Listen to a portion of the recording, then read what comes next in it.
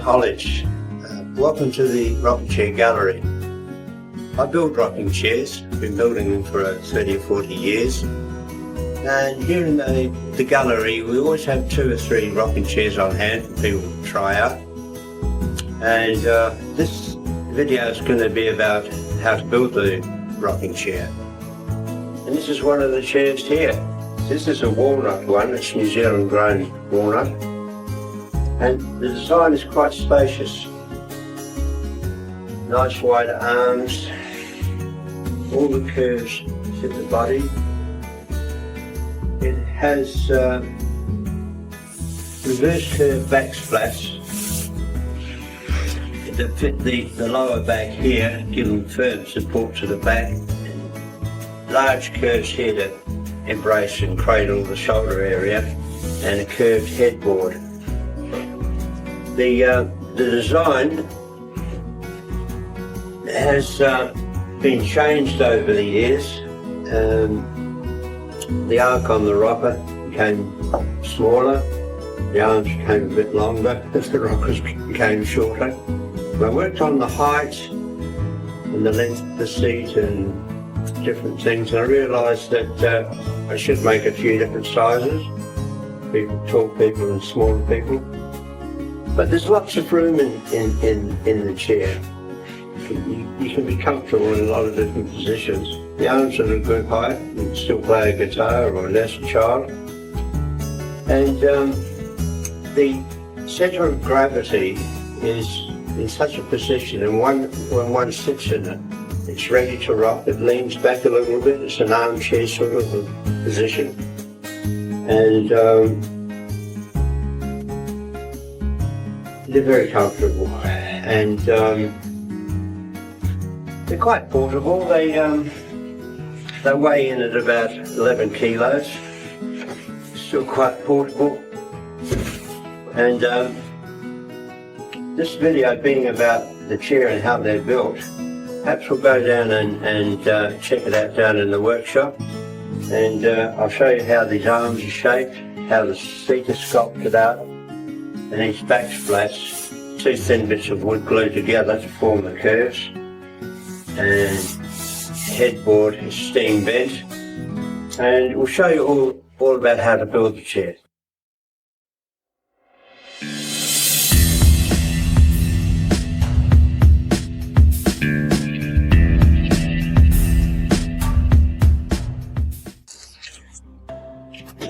Here laid out are all the patterns for all the component parts of the rocking chair in no particular order. At the seat, it's very often a one piece of wood, but you can bond up your pieces. And then this is pattern foil that has all the holes and salient features. That's 530 by 530 by 45 millimeters thick when it's finished. So I start off with a 2-inch bit. This is a made up back splat. That's the sports and lumbar region there, and the back splat is made up of 2 bits like so that are forced into this curve. So you need 2 bits of those. The arm, this is a turn bit which will come out of a piece like so. So you need 8 bits like this for all the turn parts that will finish like this. The headboard, this will be steam bent into a curve like so. We need 1 of those. This is the front rung, which is curved to allow room for the feet under the chair. The rocker, which is a true arc, 2/3 of the chair, and the last 6 inches are actually flat, which acts as a brake so kids don't sort of rock it right over. The back upright, this is the longer version. There are 2 of them, one's 2 inches shorter than the other. You can make a smaller version if you want. So that's the back upright, and this is a blank, as I explained, for all the turn bits. So that's all you'll need, all the patterns that you'll need for the chair. all the other dimensions are given. So good luck. Now, the amount of timber you'll need and the type of wood you'll need is the next thing I want to discuss. The earliest chairs I made was from any good wood I could get my hands on. It was very often demolition timber. It was good wood, but the nails were a problem. But since then I've nearly always got my wood chainsaw milled from trees that were given to me by farmers. I usually gave them a chair made from the tree in exchange for the timber. And I've got a few planks here of different woods, and the longest length you'll need is 33 inches with the back upright, but I assume that we'll be starting with timber like this. You could be using a bit of timber like so.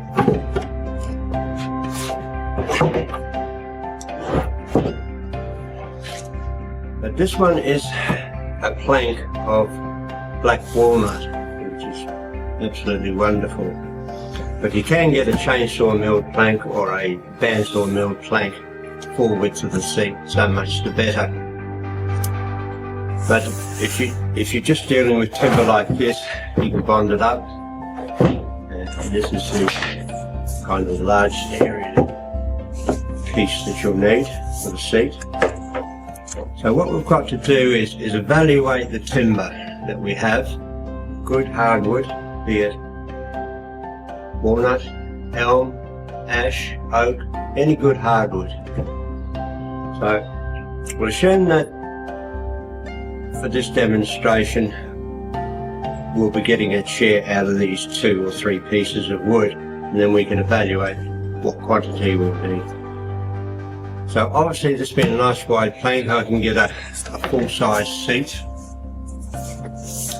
I don't know if we can see here, but we have a wonderful big knot here which will feature in the seat. It's the full width. So we've got to inspect each piece of wood. See, there's no nails. It's good to debark it. I've discovered a nail over this side, but I've got rid of it.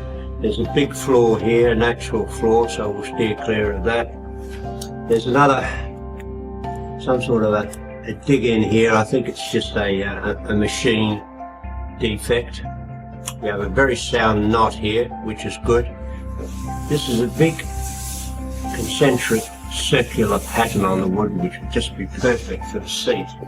This wood is exactly the same as this. This is when it's all machined up. The thickness of it is 45 mil. This is a dirty old plank, and it has a planer over it. It comes out beautiful, and you see all the patterns. It's a good idea to get at least some of the surface smoothed up so you can see the wood, and any flaws are obvious. We have another big knot over here where it branched, so we'll steer clear of that. But there are parts of the rocking chair where a gnarly sort of a grain doesn't matter. Perhaps on the front of the rocker, there's no stress on it at all. As long as the wood is stable, we could feature that up here where the wood will have a lot of pattern in it, and it wouldn't be much good in the middle of the rocker, but on the end of it, it's all right. So now we'll be positioning the seat pattern onto this walled-up plank, and we're going to position it avoiding all the flaws and the edges. Examine the edges to see you've got, the other side will be narrower, so examine both sides of the wood. Now we've got this nice big pattern here. That'll be right in the middle of the seat. We've only got to avoid this here and either edges. We've actually got 2.5 inches we can put it in. So if we come over here as far as possible, we've got to go a bit more, avoiding that flaw. So I've got another 2 or 3 inches here, and we might just need that. I'm using a pencil because I'll probably be doing this more than once, readjusting all the patterns to fit it all in to our best advantage. So we'll say this, just roughly, we'll make it more definite when we know everything. So I've got a nice clear line for me where that is, how much room I've got. So that's the seat, put that aside. And now I'm going to show you how to lay out the patterns for the rockers and all the other component parts. We'll see how we go in fitting them all in with what we've got. We'll start with the rocker. I'm going to put the front of the rocker. This is the back part, it shows a straight bit on the back. We have a nice curve here, and it's really nice wood with no flaws in it. I've examined the other side and that's good. So I've examined the wood from the end and I can see where the wood changes in colour from the rich reddy brown of the heart to the lighter coloured wood in the sapwood. The sapwood is as good in this particular wood as the hardwood, well, nearly as good, but the colour is a little bit different, so that's important. So we'll lay it on with the curve conforming to the curve in the piece of wood. So we'll start about here, because this front rung curved a bit. I'll fit that in first. So utilise that curve that's in the piece of wood.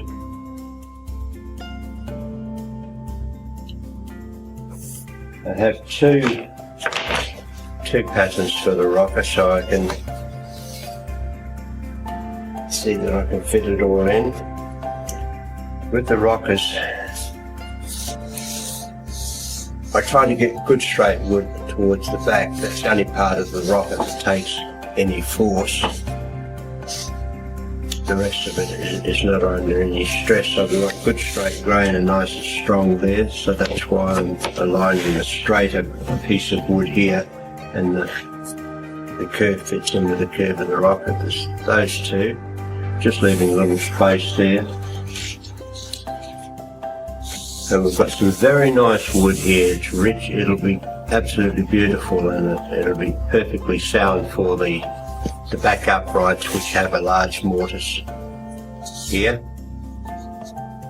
So I'll make sure I'm well away from that knot there. I'll fit that in, and this piece of the back upright, we've got good straight grain with perhaps the curve of the wood following the shape of the pattern. So I'll fit that curve in with the curve of the back. 1, 2, we need 2 of each. That's great. Well, we've got to get, this is we need 8 of these. So this is 2 thick bit of wood. So we'll need 2 of these. I'll position them here. 1, 2.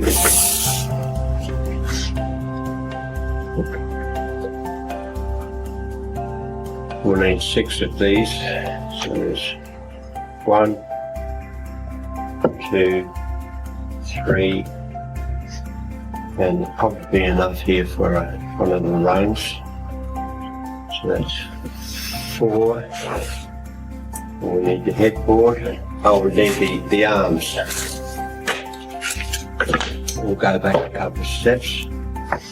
So we've got 2 alternatives here on this piece of wood to fit the arm pieces in. The centre of this piece of wood runs through here, and the grain in the wood with the arms, we can go either side of the centre line with this particular piece of wood. On the end here, you can see that we have the annual rings going like so, and we can fit in the arm, so it's on either side of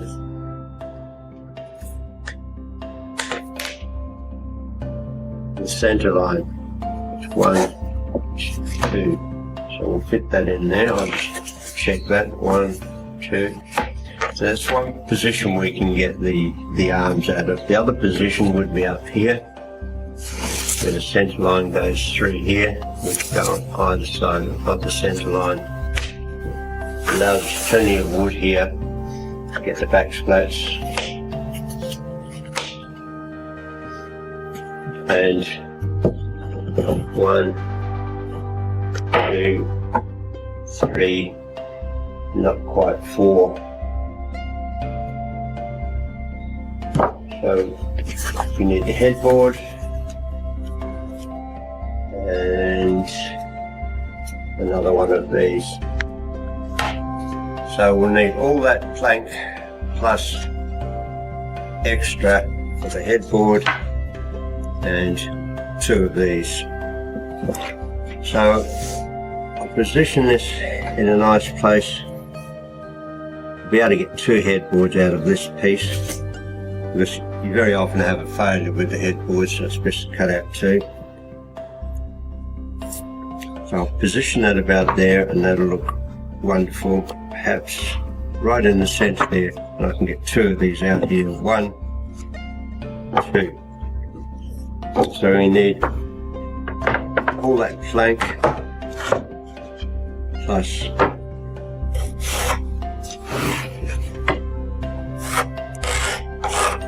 so that's approximately the amount of timber you'll need, a large plank like that, and about that much, which works out in X amount of super feet, which I've got written down somewhere. So that's all the parts for the rocking chair out of those 2 planks there.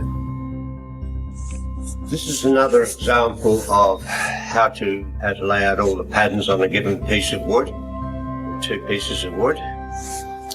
This is a piece of elm. It's approximately 2 meters long, 2 inches thick, and it's about 18 inches wide. I've examined it both sides, always examine you would both sides for floors and how the grain slopes on the other side, what the other side looks like. So we just lay out the seat pattern here. The wood runs away here. It's on an angle, so we'll have to position it away from the edge so we can get it all in. So we won't be able to get a 4 width seat, so we'll have to bond on approximately 3 inches of wood, 4 inches, 3.5 inches of wood. So we have the nice straight grain all the way through. It has a slight curve, so I'll try to utilise that.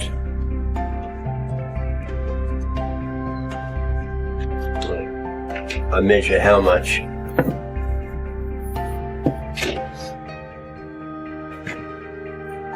Approximately 2 inches there. I have to come back from this edge. 1.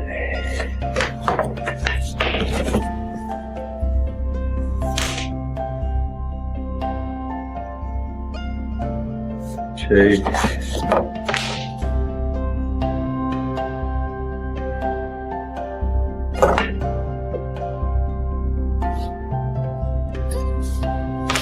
Try to utilise straight grain, more straight grain from the back of the rockers.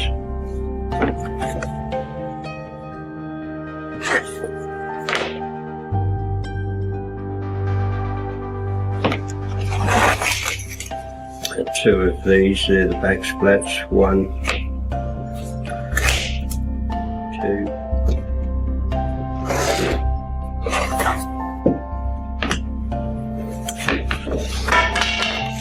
Headboard.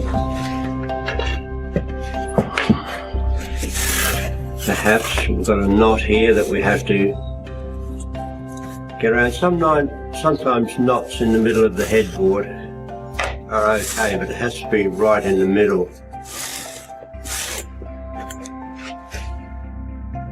Yes, sound on the other side. We'll utilise that for the headboard where the knot is. It's a bit rotten here, but I know it's sound through to the centre, and we can reconstruct that and get rid of all that and fill it up with coloured epoxy resin glue. That'll look marvellous. So position the headboard there. This is just all speculation at the moment. Got to get 2 arms. So we found this in the known centre of this plank of wood. If we observe the end grain, we can see it more clearly. So we want to position the arms either side of the centre line. There's 2 there. So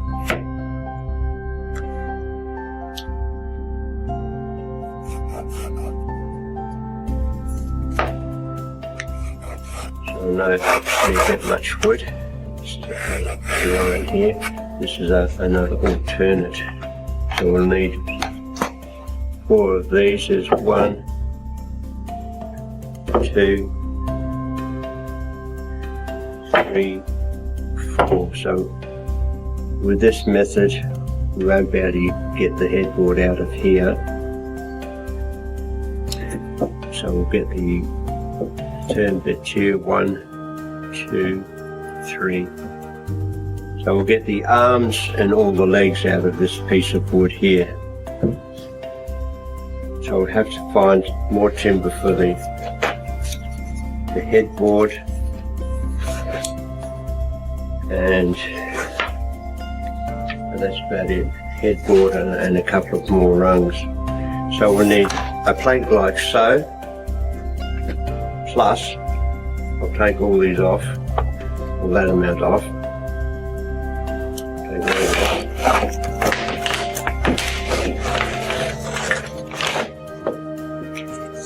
So we need enough wood for the headboard and a couple of more rungs. So we need a plank of wood, these dimensions, plus say 2 headboards. We'll say that much, and that'll give us a bit to spare. So with a piece of wood of these dimensions, we'll need a piece that big, plus that much for the whole chair, and you have a little bit over. This angle of the wood here will form very beautiful concentric elliptical lines, and it'll be very graphic and beautiful. If we don't take care in observing that, we could cut out the arm. If we did it the opposite way, like so, the pattern would be on the outside of the arm, and it would be less graphic and less beautiful. So I know from experience this is the best way of doing it, and you get a beautiful mirror image of the 2 arms, a left and a right. So all this other wood we can utilise for other component parts.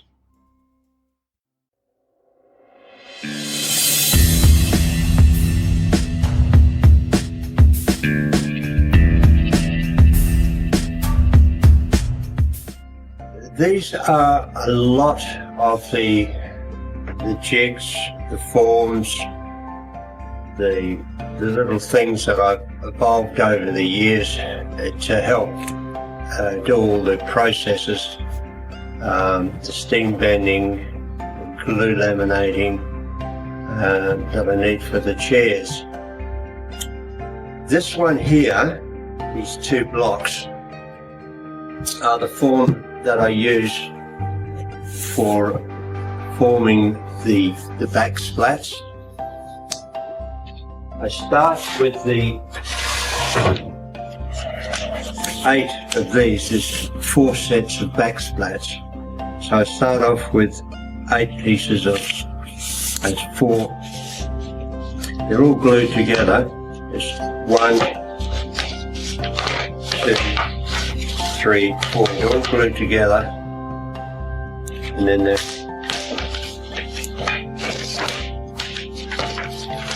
all placed in order. They're all numbered. I'll show you that process, how they're all numbered and arranged. And this is simply utilised with the back splats placed in here, are lined up and 4 sash clamps. They're all clamped together. It takes a lot of force to get them to conform to that shape. But it's 5mm bits and they have a lot of flexibility in them. With the pieces themselves, you select them and they don't have too much flaw or off grain in them. So when they come out of this form, so there they are, they're all ready to be cleaned up and shaped up. You'll notice that there's quite a bit of space here where the parts actually spring back a little bit to their original shape, but they all conform. The beauty of glue laminating is you'll get accurate curves as opposed to another method of bending, wood is steam bending, which will bend the wood. It weakens the wood a little bit, not very much, but there's quite a variance in the spring back, so you wouldn't get one. They wouldn't be able to conform with the back splats. They have to conform to this precise shape. This curve has to be that shape to fit comfortably, then it has to come back where it fits into the headboard. So that's the form for the back splats. The steam bending form, I have 6 of these. I do 6 steam bending at a time. The blank, the headboard blank is steam bent and then it's clamped. These G clamp is put on here and they're left to the following day when it's cooled down and dried a little bit and stored away. This is the steam bending vessel that I've had made, stainless steel, bending the headboards. Just a simple vessel, it has a jug element in the bottom of it. We boil them up the headboards up for about an hour. I do 6 at a time. This is the headboard for steam bending. Boil them up for about an hour with the lid on. And they come out like this. So that's the steam bending of the headboards. This is a jig that I've made up for drilling the slots, the mortise joints here. I don't use a router for this job because I'm not a great fan of routers. They're noisy and dusty. So I have a left and a right jig for these. It's simply place the part in here and it's positioned this way until this will be horizontal. It's simply cleaned up like so. There's a left and a right. I'll show you that operation later. That's those 2, left and a right.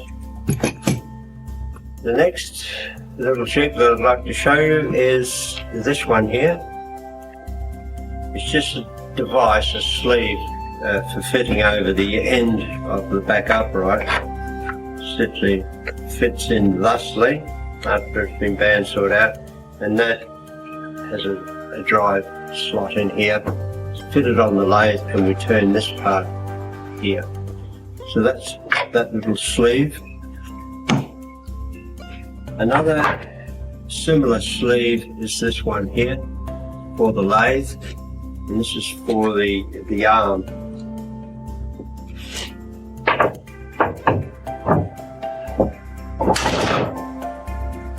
So the arm is fitted into this little device, same thing, it fits on the lathe here, and it's spun in the lathe, simply to turn part on the end.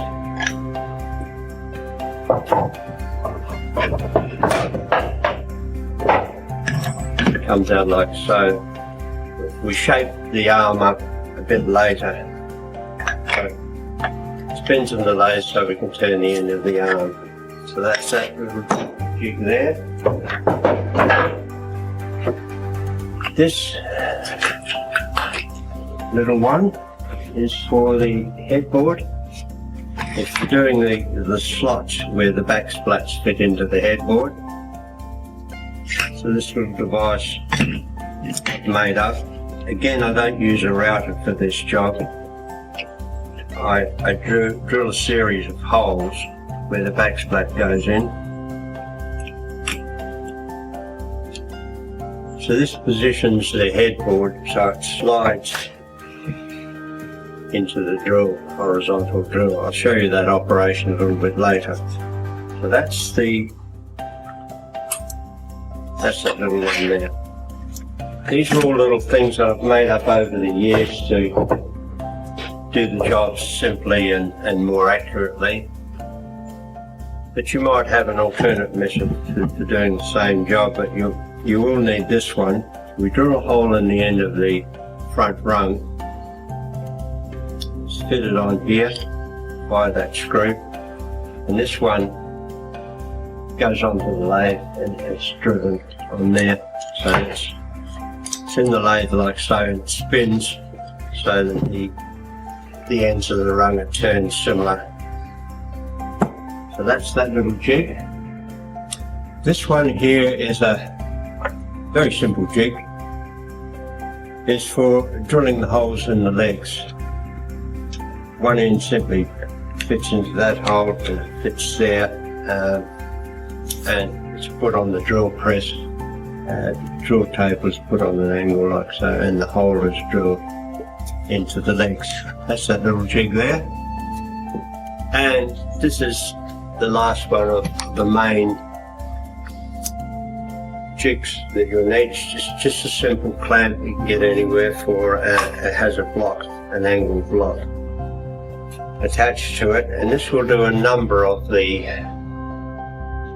operations that we'll need to do for the rocking chair. So that's that bloke there.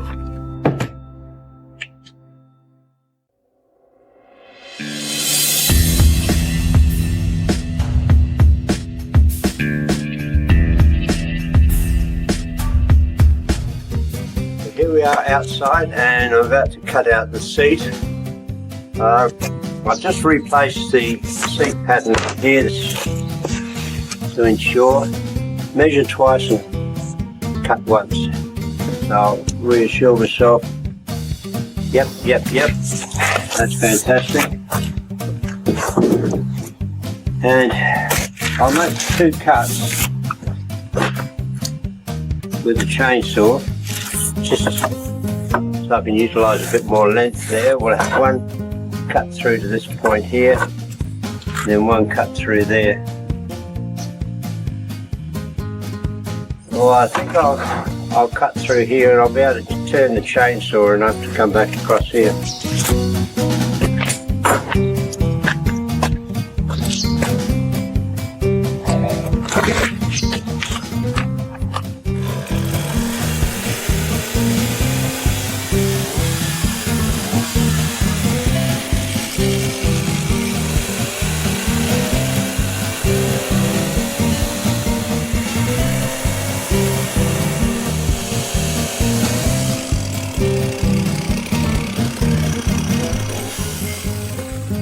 Just holding by one little bit, I'll get the handsaw.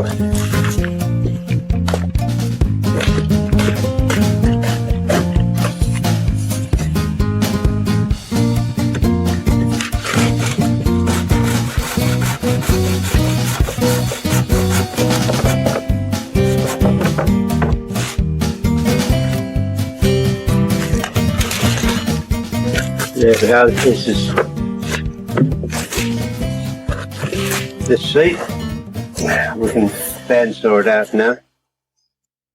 Hello, well, we're all set up to make the first cut on the bandsaw, so without further ado,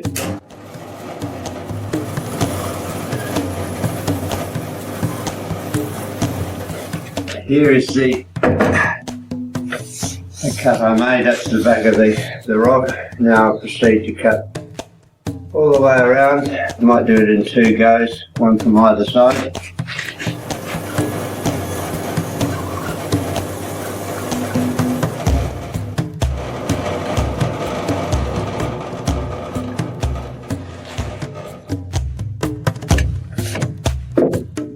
There we are, that'll be a beautiful seat. See the beautiful knot there. And so the next job will be to flatten one surface and thickness it to 45 mils. So see you over the planer. Here we are at the buzzer for the planer. I've got to get the surface flat on one side and then thickness it with the same type of operation. So here we go to flatten out this side, and I'm pushing it across the grain so we'll get these huge shavings.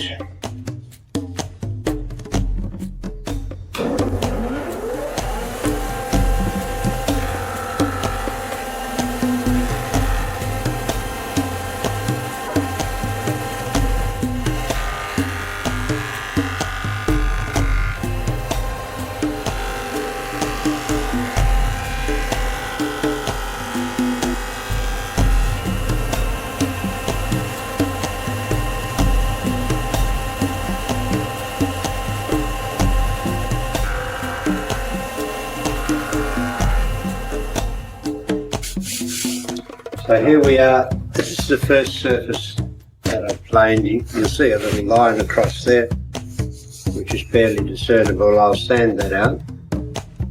But there's no twist in the wood, which is what we're really after. And this is what I thought would be the face side. It has a little bit that I've got to get out. I'll sand that out, but it's pretty much flat. But the wood looks pretty good. I don't know if you can see that in detail, the colours. So I think I'll select this side as being the face side. This little sound cavity is just a natural thing of the tree. I'll clean that out when I get to the last stage of the chair, and I'll fill it with the wood dust from the seat and mix that with the epoxy glue, and that will look just like part of the wood when I'm finished with that. Okay, now I'm going to scribe a line off the flat surface and get the thickness, which is 45 mils.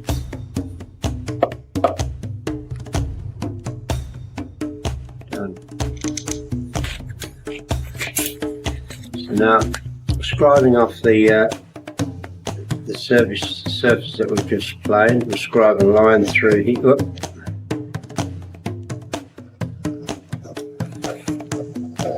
I don't know if that line's visible to you.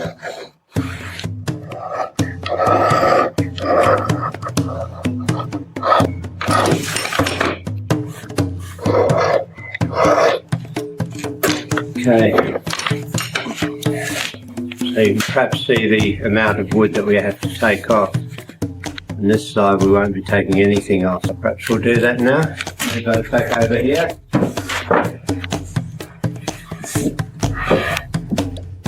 So there we are, we're on to the next part of the job, which is doing the mortises for the back splats in the back of the seat here, and marking out all the other holes that need to be drilled.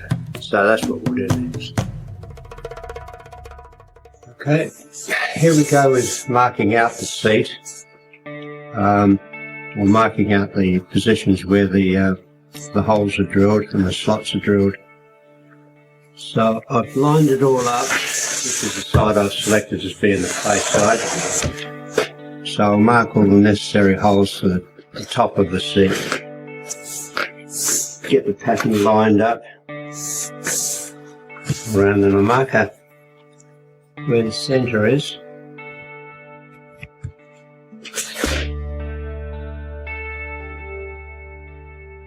That'll allow us to centrally locate all the holes on the underside. I use a little pointy thing. That's where the back uprights go. 1, 2. And these are the arm supports, posts. and these are the front seats, front legs I should say. So I turn it over. So this is the underside of the seats. We'll be doing the back legs and the front legs. That's all we'll be marking. So I'll get those centre lines lined up. Yep. That's it. So let's see. Back legs. And front legs.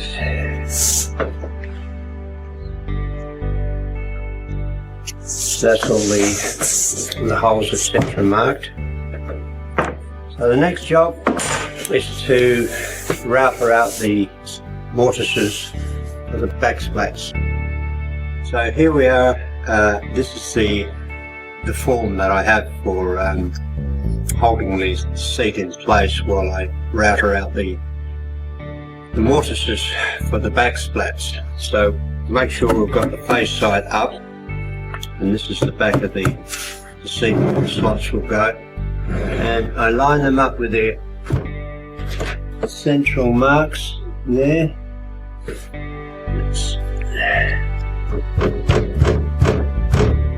That's it.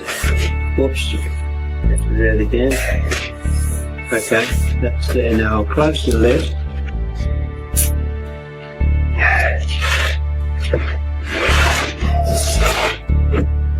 So we've got to clamp that in position.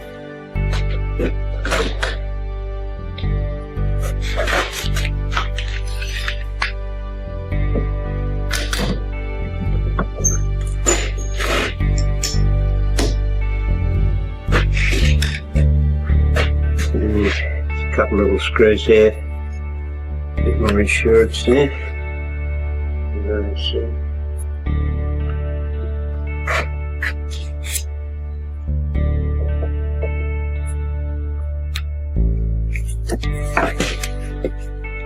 So with the screwdriver, that's it, it's not going to move.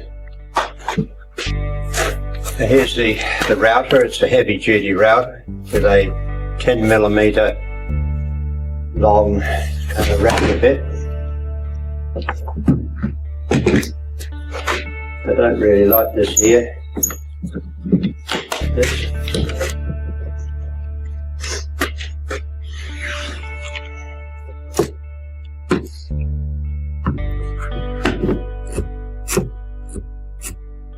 Okay, machine on.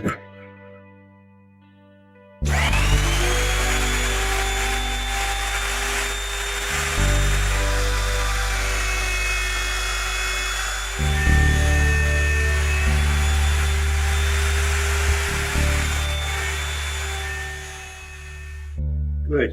So we did a magnificent job. Here are the slots for the back splats. So the next job is to drill all the holes out, top and bottom. So we'll go to the drill press and I'll show you what goes on there. This is the little device I've made for the drilling of the holes. It's an angled piece of wood. This angle suits 2 holes in the seat, and we adjust it for the other holes. It's very simple. It has all the information on here. So I'll fit it onto the drill press.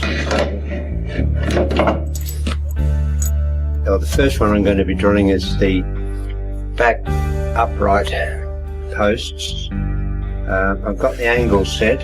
I have the information here, 6 degrees sideways, and the backwards angle is this angle here. So the other thing that I need is the depth. We don't want to go all the way through. So I'm using a suitable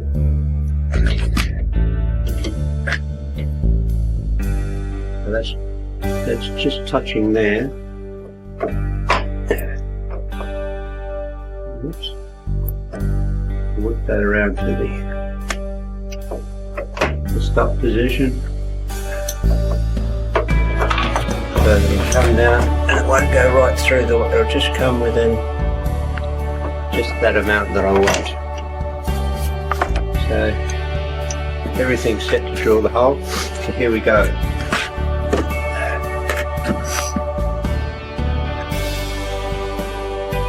So we just get it all sitting flat there.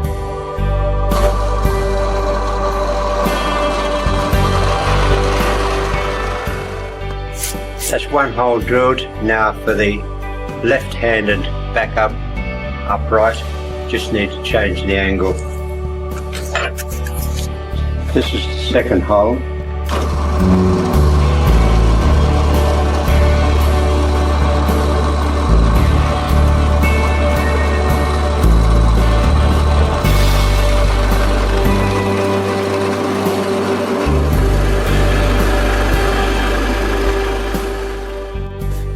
This hole will be the arm support post, which goes in here.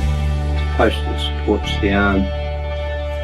So I've got it at the appropriate complex sideways angle and the forward angle. I've set that. I've set the depth. That's all I have to do now. Drill it.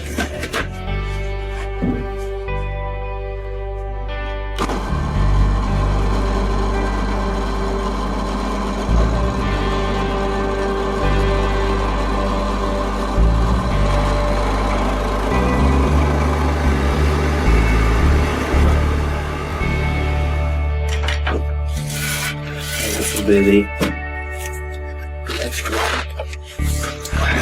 right one.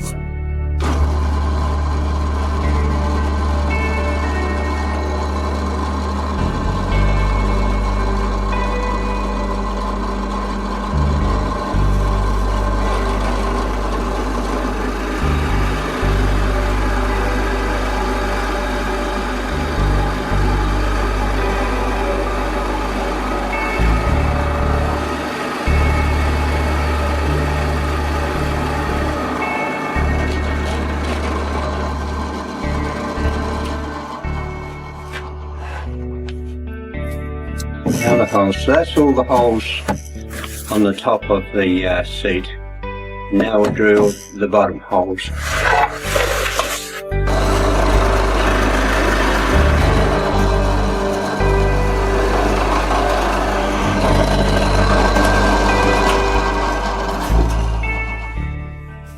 Yeah, we have all the holes drilled, front and back.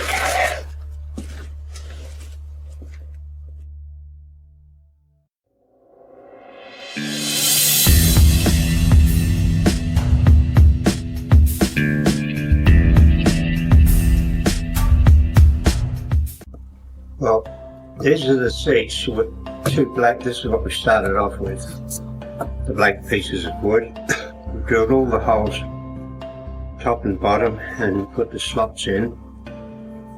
The holes are a 28mm Forstner bit, allows a deep hole, flat on the bottom, and all the angles, sideways and backwards, are all recorded there, and if we pay attention, the depths are all the same. Everything will come out correct when we assemble it. For the next stage, I will be shaping the seat. So I've marked in pencil here where the underside holes are. So when we shape the seat, we have to gouge into the wood and shape the wood here. And I have regard for that's where the hole is, and I've got about 1/4 of an inch of wood before I run into the hole. And I just pencil a line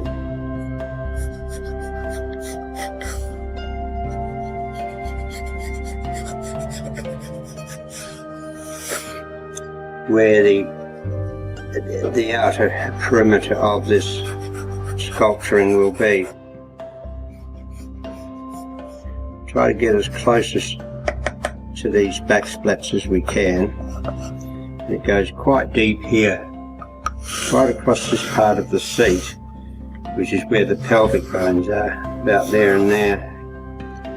So I go as deep as I can here. This seat is 45mm thick, so right in at this point across here, is the deepest part, and I go 35 millimeters or 37 millimeters, which leaves about 10 millimeters at that point, so we don't want to go any thinner than that. And then it slopes out to 2 concave bits for the thighs, and then round it up at the front in this next operation.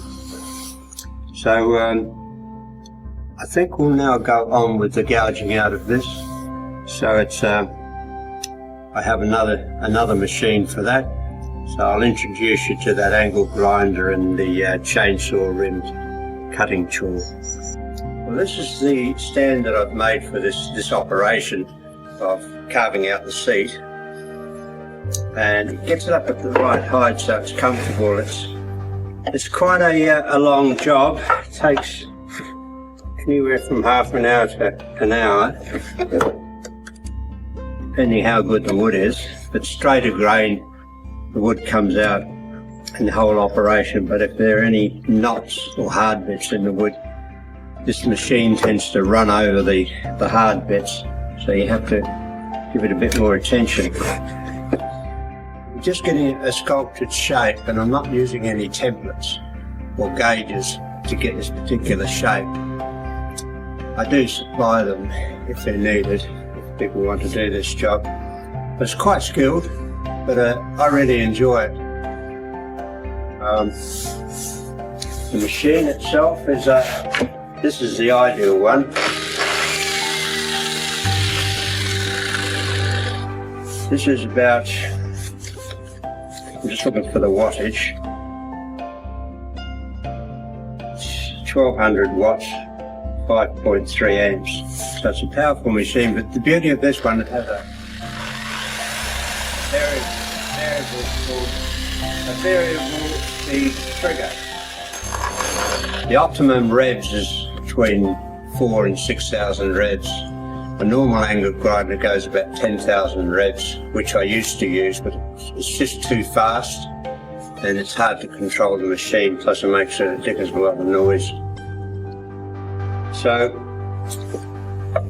I have to angle the light so it comes from the side, so you can see the surface of the curve that you're creating. If we have direct light overhead, we can't see that shape. So if you'd like me to, I'll just make a few passes across the front of the machine.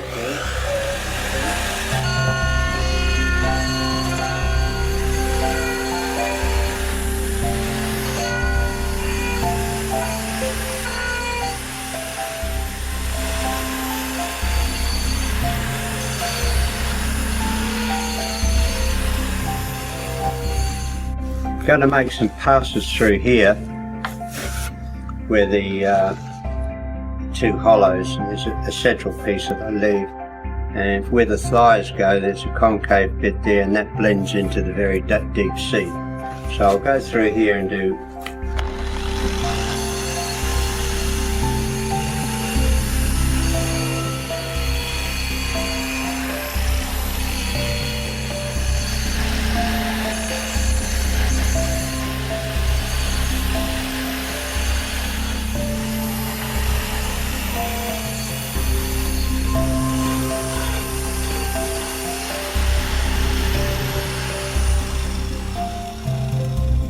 this is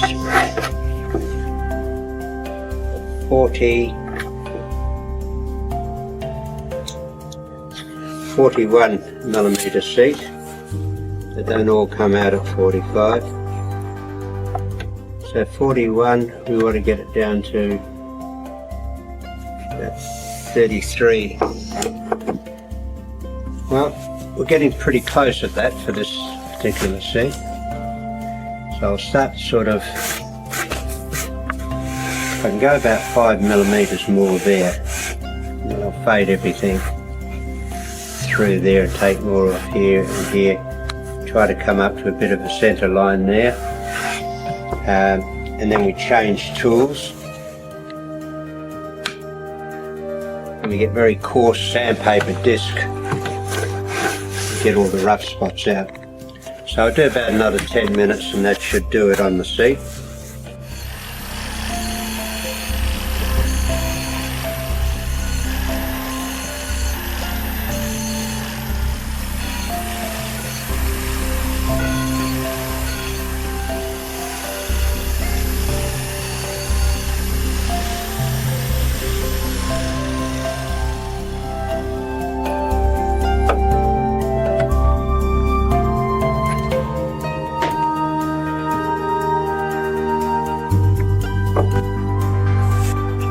that's about as accurate as you can be with that machine. So the next operation, we change the cutting disc. We get all the roughness out, bring it up to its final shape. It's a lot quicker with the next operation, and then we go on to the bobbin sander, which shapes all the underside.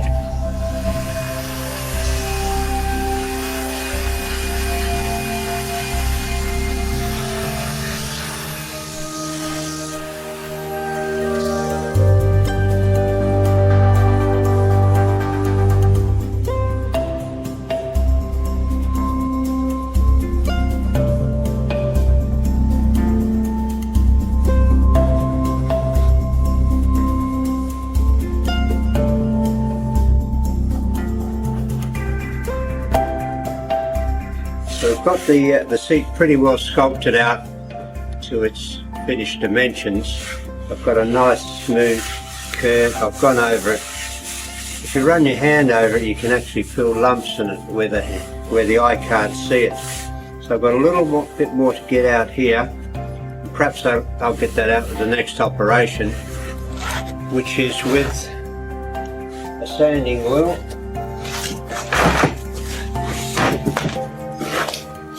This will be the next operation. It's a homemade sanding wheel, bit of foam rubber in here. It's forced into a taper there. Does the job, coarse grit. So we'll go on with the next operation then.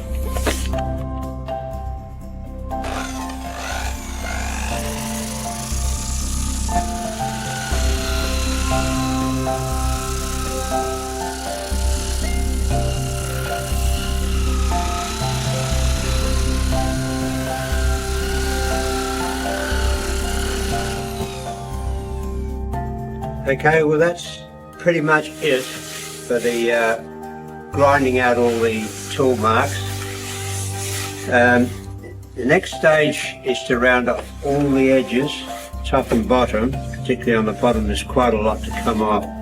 This square, we're getting rid of that, and it's all quite rounded on the sides, top and bottom.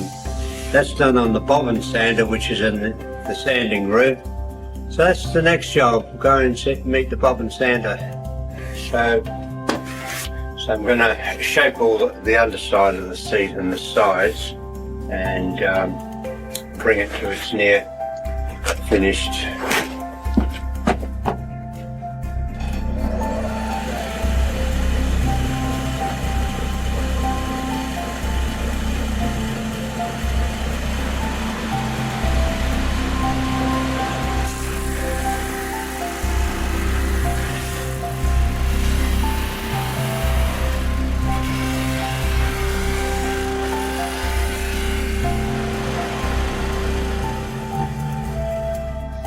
So here we have the seat that's ready to be finished sanded. I've shaped all the underside and removed the wood that's not needed. It makes the seat lighter in weight and more shapely. So that's rough sanded and shaped, and that's all ready to be finished sanded and then built into the chair. The next job will be to cut out the rockers, the back uprights and the arms. So we'll do that next.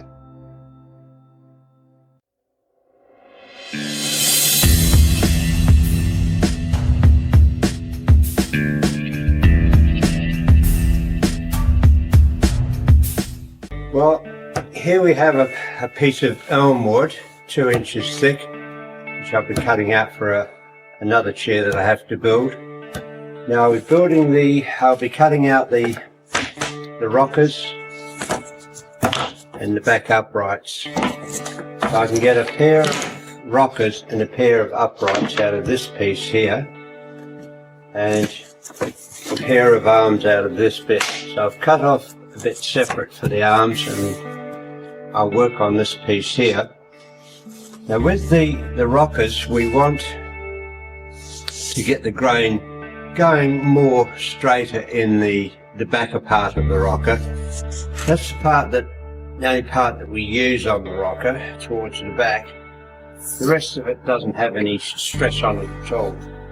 So in this piece of wood there's a knot right there. I've marked it, and that goes straight through. I've inspected the other side and the knot is in that place there. So we weren't working either side of that. There'll be a bit of spare wood in here that we perhaps get some rungs out of. I'm going to cut it right through the middle here somewhere. The rockers are a slightly smaller dimension than the back uprights, so I'll thickness the piece of wood for the rockers. So because I've got two patterns, I can make sure I utilise my wood. There's the grain's going straighter with the back of the rockers, and now I'll mark the two. I'll mark a line through the middle here, go on the side of that.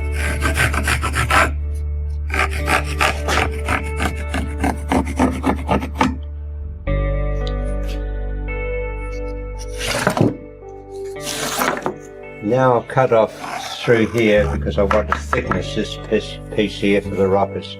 So now I'll go over to the bandsaw to cut that out.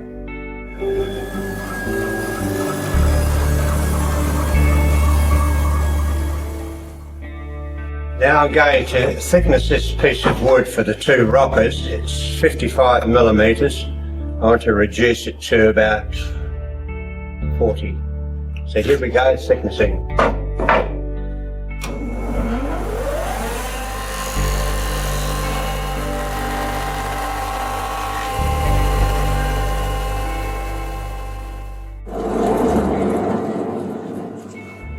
So we've got this piece thickness down to its 40 millimeter dimension, and now we'll mark out the rockers. So we'll go over and do that.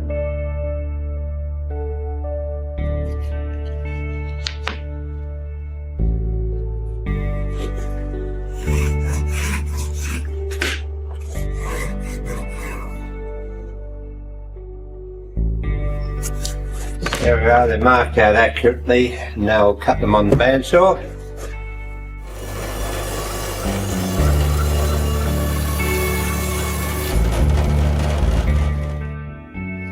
There we are, the two rockers cut out, ready for shaping. Well, now I'll be cutting out the back uprights and thicknessing. We'll thickness them to about 50 millimeters, a different dimension than the rockers. So here we go, cutting out or marking out the back uprights. We have this knot here that we're avoiding. So we go on one side of that. We can align the pattern up as we see fit. We have plenty of wood to work with.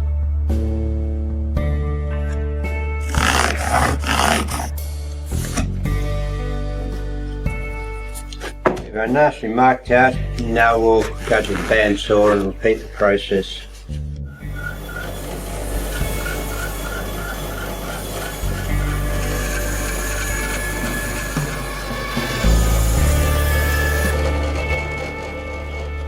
So there we are, two back uprights bandsawed out. Now we have to thickness them. So we'll go over to the thickness and repeat the process.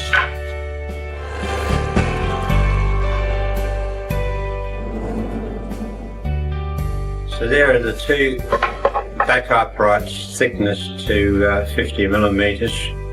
They have to be further shaped, but we'll put those aside with the rockers, and we'll cut out the arms now. So we'll go over to that department.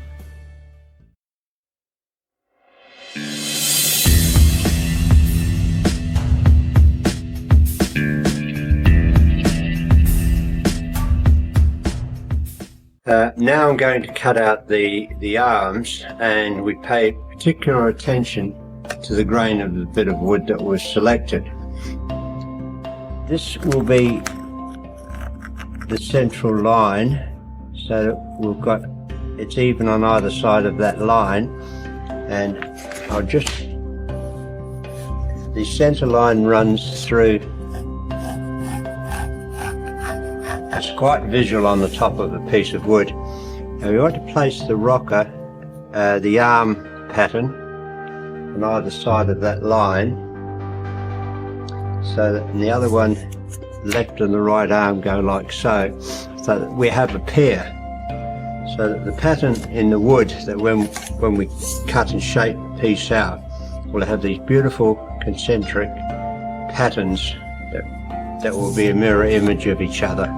So I'll mark those out now and cut them out, and you'll be able to see more clearly what I'm trying to describe.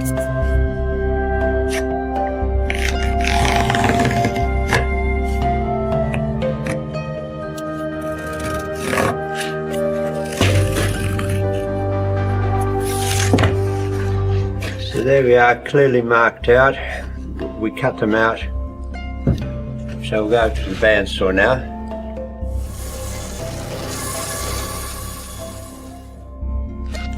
So here we are, the turned arms. The next job is to, at the turned end, we make a cut like so we can get it into the lathe.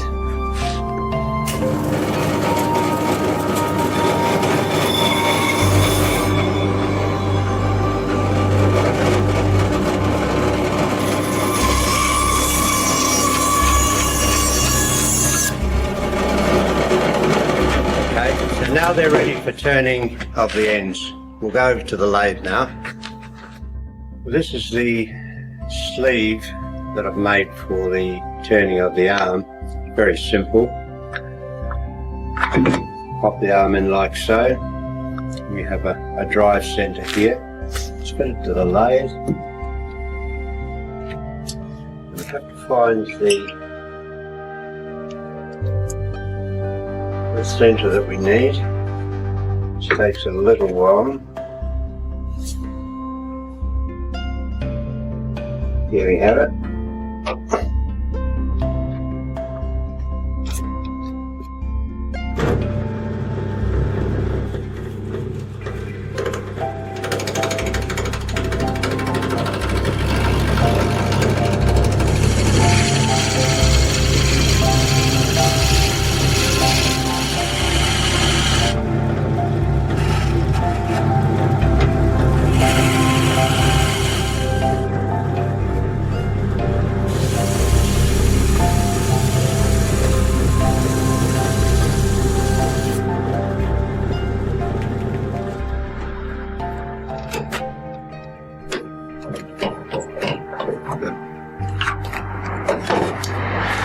There we have the turned end that fits into the back upright. It's obviously a taper.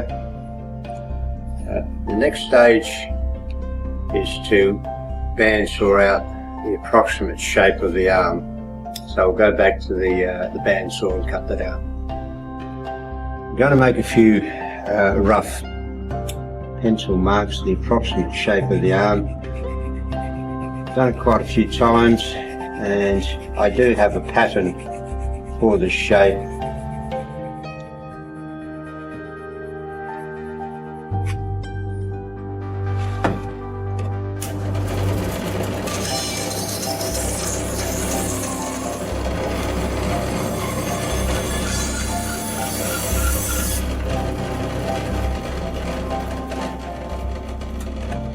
So there's the approximate shape of the arm. Next job is to get it really shaped up. So we'll go on to the bobbin sander to show you that operation. So here we are at the bobbin sander. This is the same machine that they make custom cricket bats with. So I'll shape it right up. It's quite a long process. So here we go. Dust extraction.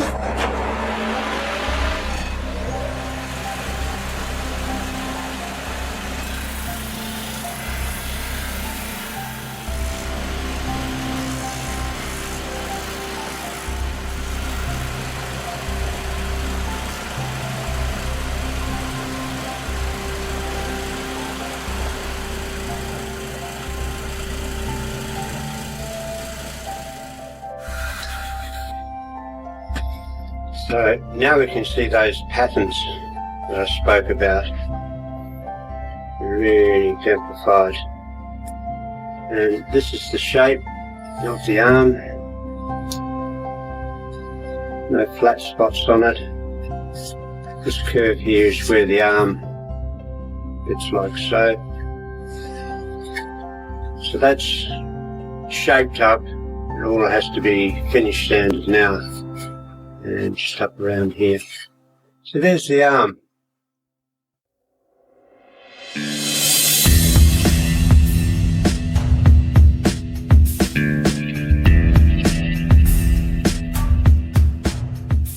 So the back uprights have to be narrowed at the end, bandsawed, similar to the arms, ready for the turning, and then narrowed up the top end as well.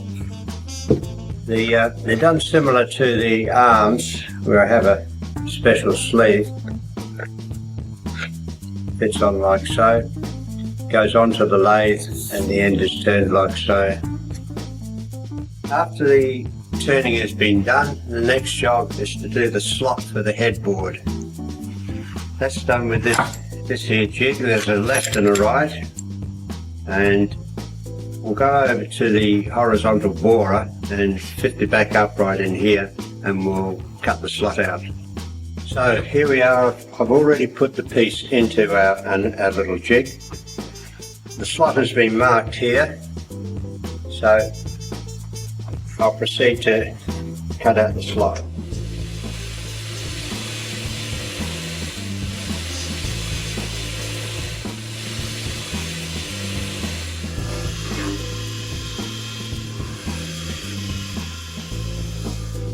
There we are.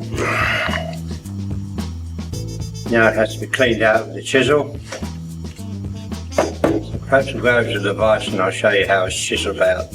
So here we are, ready to cut out the slot with the chisel, trim it up.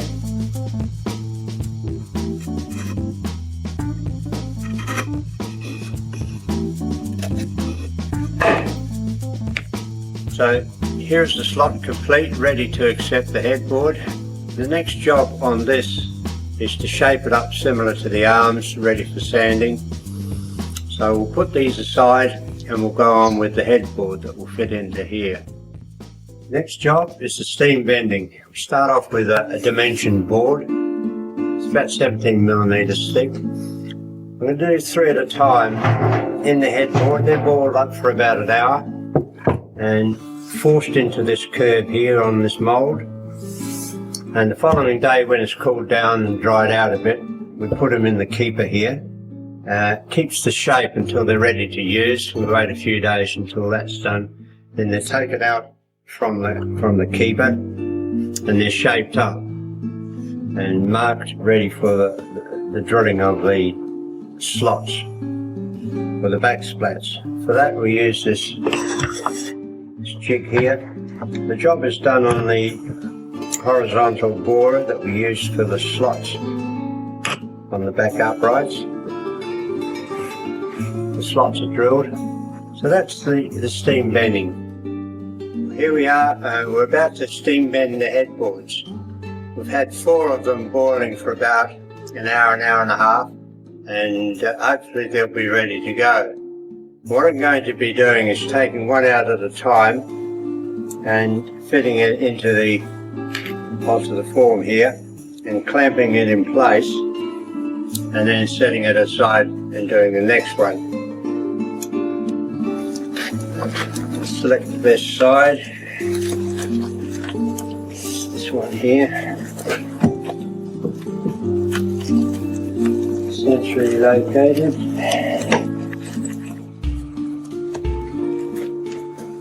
Just listen out for any cracks. If it's going to happen, it's going to happen now.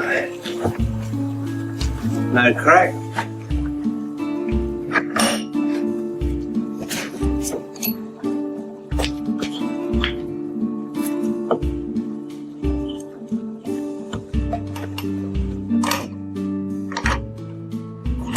It's coming around nicely. This is walnut, which is a very good steam bending wood. They say that steam bending weakens the wood about 7%. What the heck, it's really strong anyway.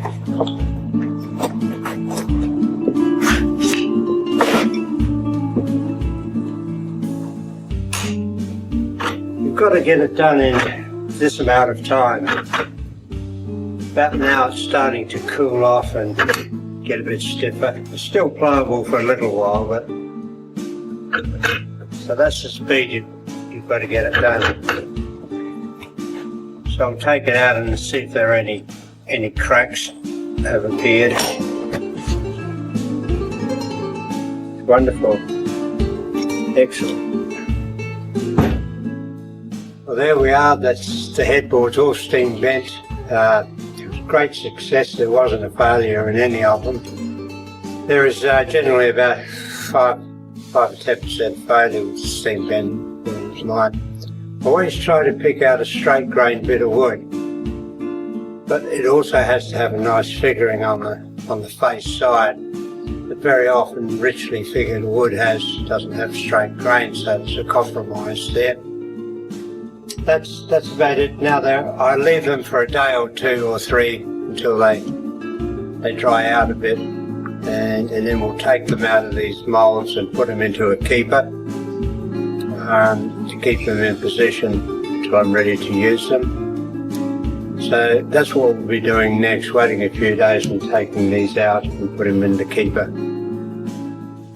So the keeper is a simple contraption here. I've got 1, 2, 3. You can see some of them bed out of full width boards, and some of them have already been cut out before this steam bent. So I've got 3 in there now. I'll just put in a further little bits of wood, get the slide about, and a little bit of moisture helps keep them there.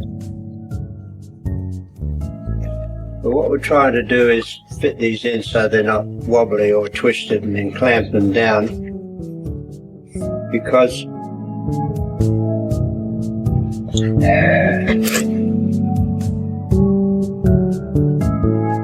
sometimes if the weather's not right or they're not stored right, the bend will come out of them a bit. So we want to keep the nice big bend that we've got into it with the steam bending, keep that in there.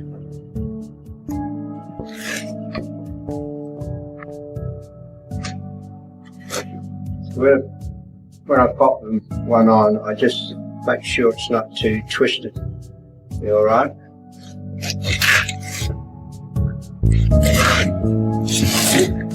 And lastly,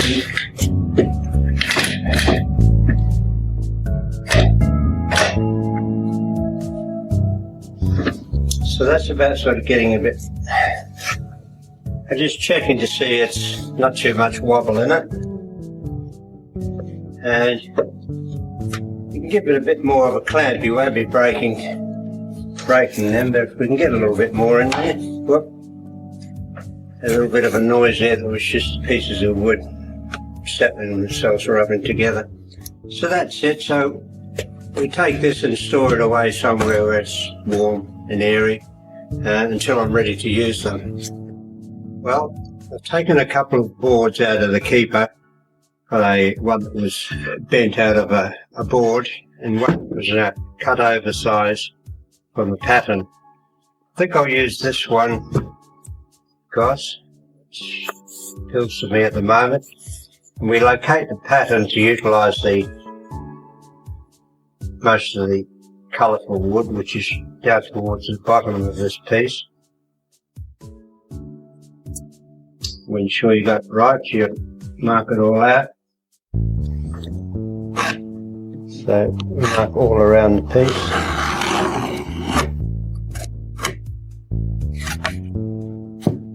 There we have it. There we are, all nicely marked out. And the next job will be to cut it out, shape it, and drill the mortises for the back splats. So, cutting out headboard. Here we go.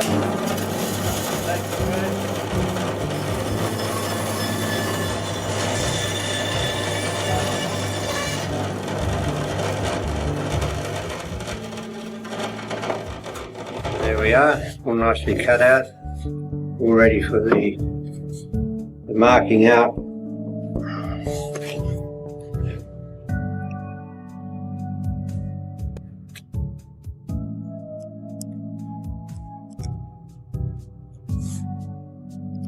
So the next job we will be drill out the mortises.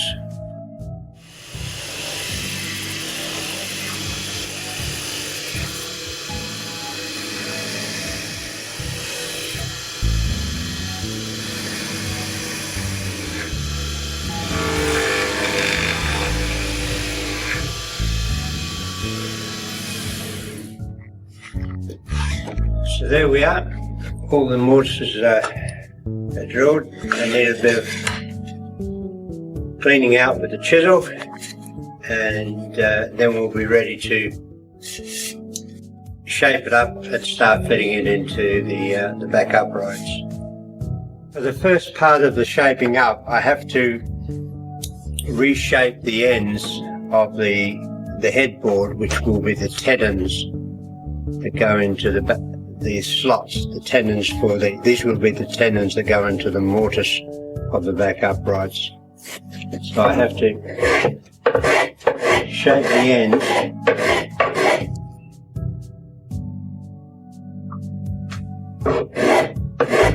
so I'm using the spoke to take off a lot of the wood. Then we use the plane. I have a new sanding machine that I sometimes do this job with. But this is the way I learned to do it before I got the sanding machine.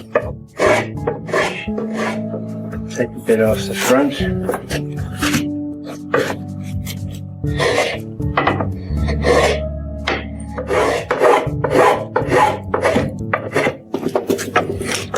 I'll just check it to see if it has a twist in it, which it does. Just on the front edge there, I've got to take a bit of wood away so that both mortises won't have a twist in them. These two planes that I've just done here, they are now parallel. They don't have a twist in them, and I'm about to shape up the ends of the headboards, and I'll go over to the bobbin sander and I'll be cutting out or grinding out, shaping out so that this will be fitting into the back upright. In other words, this headboard goes like that and then kicks back a bit and goes into the side upright.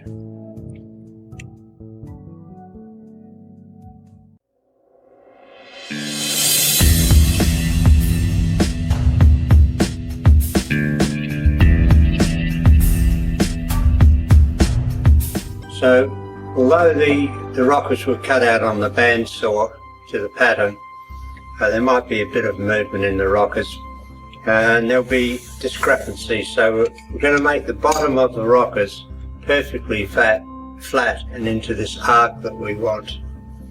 So I've got them pretty much parallel.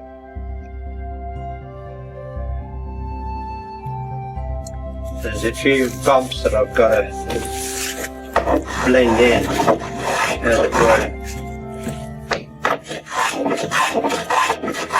So I've just taken off the high spot.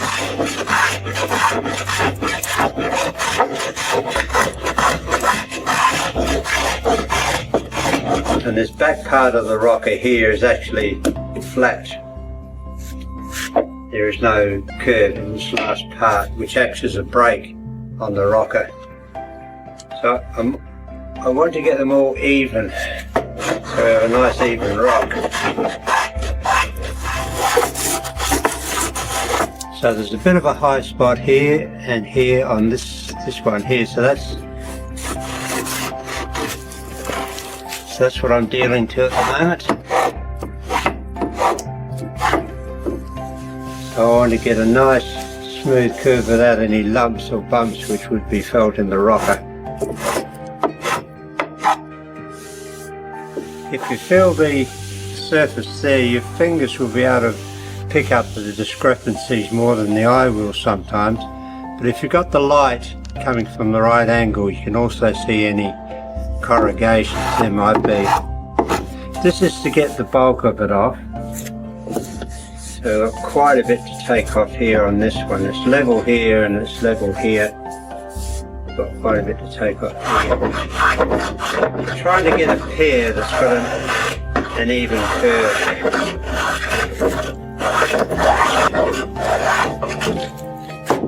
There we have it now.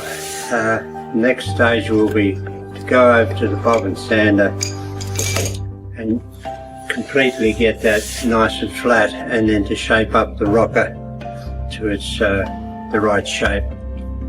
So I'll work on it a bit more on the bobbin sander here. I can see there's a slight flat spot at this point here by looking at it sideways, and I can judge it, and I'll try and do that some justice.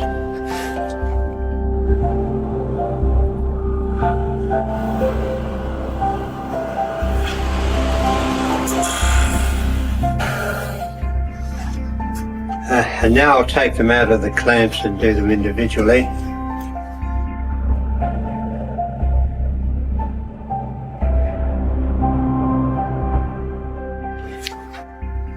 So there we are with a nice little flat spot where the stop of the rocker is. That's the back of it. That's all shaped up, ready to be drilled and finished sanded. So we'll mark out where the holes go, front and back. At this point I'm going to mark the holes with this device that I have, a couple of sharpened points. This is the stop, front of the rocker, centrally located on the rocker. There it is. Got two marked points there. Get this one a bit more centrally located.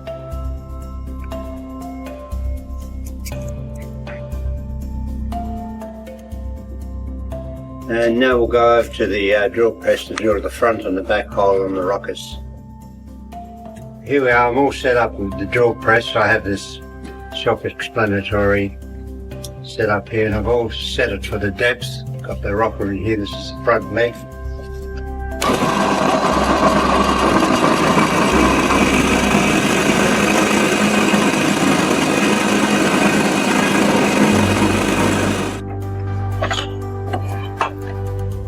Front leg.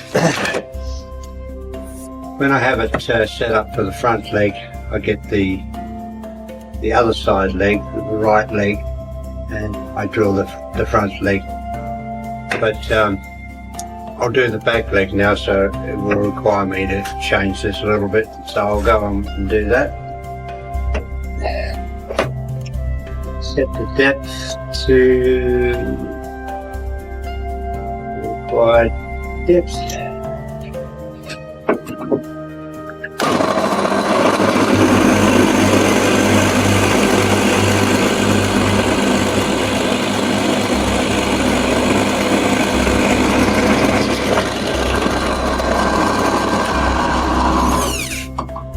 There we are.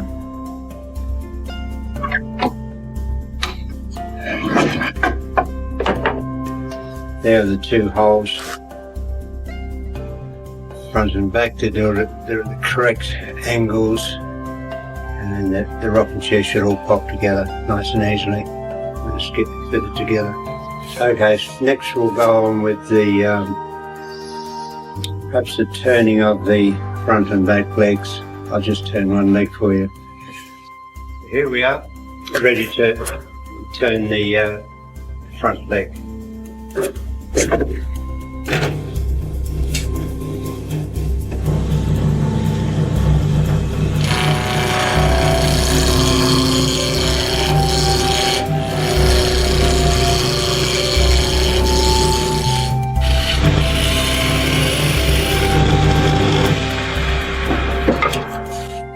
now it's got to turn into a cylinder and put the required dimension on it. Correct length, that's where the cut-off point will be.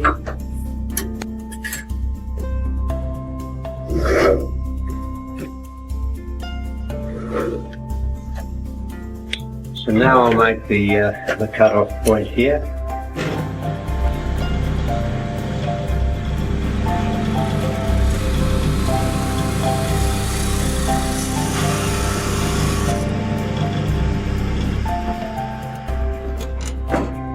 So that's the length. Now I'll turn the dimension, the 10 goes into the rocker just here.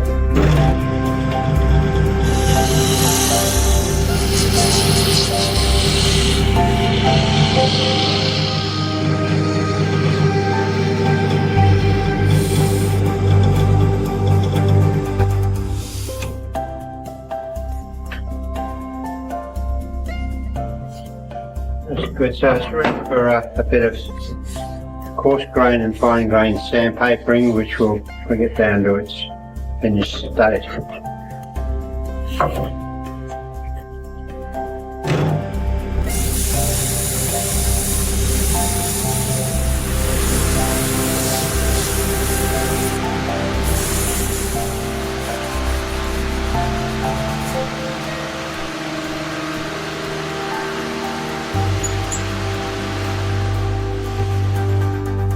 There we are, a nice shapely piece of wood, nice and thick here where the front rung goes in. And it's 28mm the underside of the seat, and this goes into the rocker. So there's another 3 of those, there's 4 legs, 2 arm supports and a front and back rung to turn. So here we are ready to drill the rung hole in the leg. I've got X marks the spot on the rung. I've had a look at the rung and I've looked at the most attractive side of it, and I've placed the where the hole will be in the appropriate place. Simple little device for holding it. Simply fits in, and I locate X marks the spot in the right place and give it a bit of a tap so it's firm. So this hole that I'm drilling, it's set at the right angle for the front legs. For the back legs there's 2 of those, and the holes will be at a slightly different angle.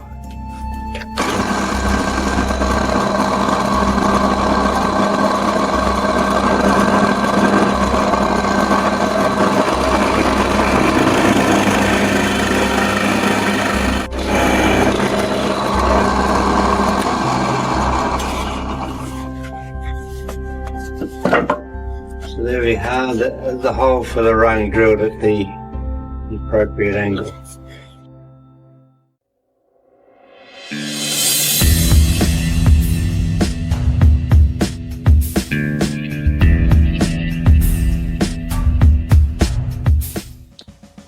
Well, I've broken the 2-inch flitch of wood down into 2 inches by 55. These are for the back splats. They're 55mm wide and they're 5mm thick. So I've squared them up all round so we have a nice even cut. And I'm selecting this bit of wood here. It has a beautiful grain on it. So this pattern that we see here, when I cut them off this piece, that pattern will be repeated, and we can use that for the face side of the back splats when we glue them up. So I've measured one and I've cut one, and I've got it down to the 5mm. So I'll do the next cut.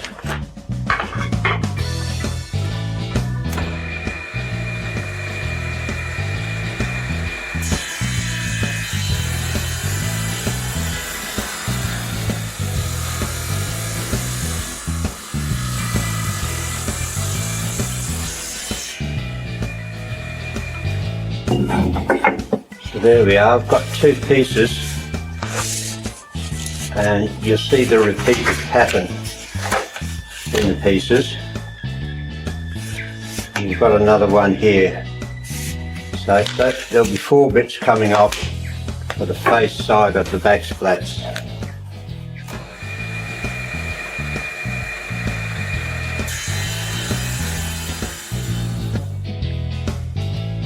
This last one on a piece of wood like this, it's a bit nerve-wracking with my equipment, and I don't have a person to help tail out for me, but I have to do this quite a lot. I've still got all my fingers after 50 years.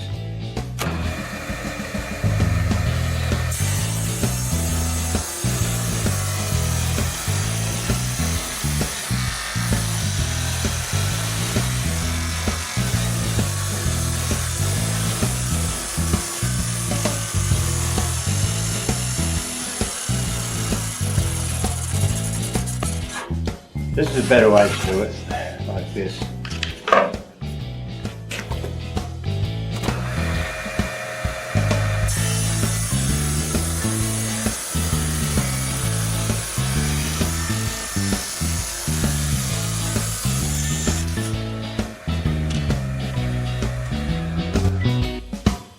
Well, I'm very pleased with that. We've got 5 beautifully figured bits of wood, and the pattern sort of repeats itself. But you can jiggle them around and all of a sudden everything changes.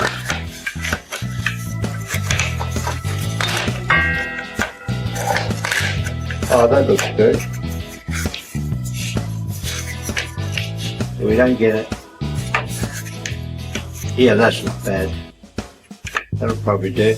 I have a couple of other bits here that have similar patterns. They all actually came from the one bit of wood, but the pattern changes as it goes along. So I'm going to cut these 2 pieces while I've got the machine set up, and then I'll have heaps to choose from. So that's the cutting out of the back splats, and next job we'll be gluing them up. So here are the back splats. They're 4mm pieces, and I'll cut them all off the same piece of wood. So we have a repeated pattern that comes out with each piece, and I've sorted through them and selected the ones I want for the face side, the prettier ones, and they all have a distinct pattern that repeats itself through here. So there are 2 pairs that fit together like so. So I've marked them 1, 2, 3, 4. So these will be going into the seat.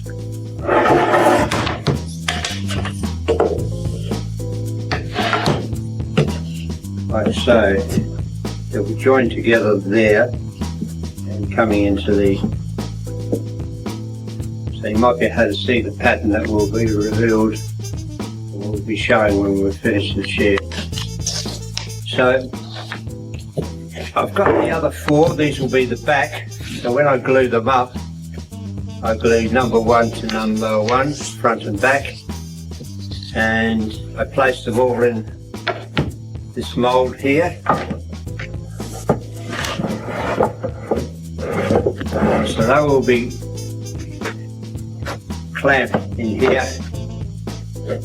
You can see when they come out of the mould they spring back a little bit, but they all spring back the same. So these will be all clamped in here with 2 sash clamps. Glue squeezes out, and the following day we take them out, or whenever the glue's cured, and there they are ready.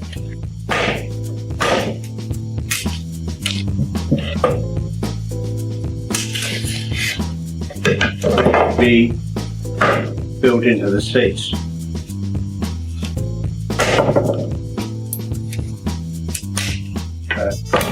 So that's what we'll be doing next. We'll be gluing up these back splats for the chair. Well, here we are at the gluing of the back splats. I have the front slats and the back slats. I've ensured they're all numbered and ready to go. I mixed the glue recently. It's got about an hour before it goes off. It's not a long job, but it's mixed, so I better get going. Number 1.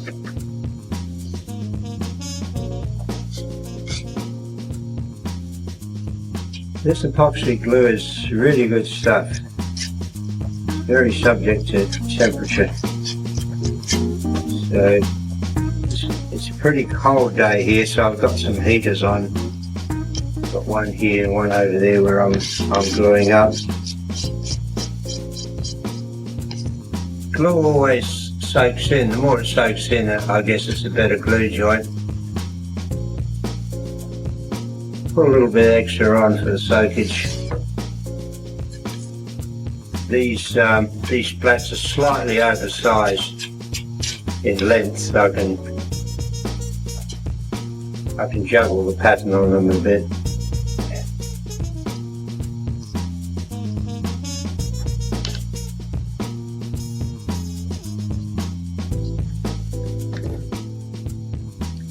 You can see on the surface when the wood sort of capillary action pulls the glue into the wood. See it in the light, you can see that it's soaked in a little bit. So you put a little bit more on it.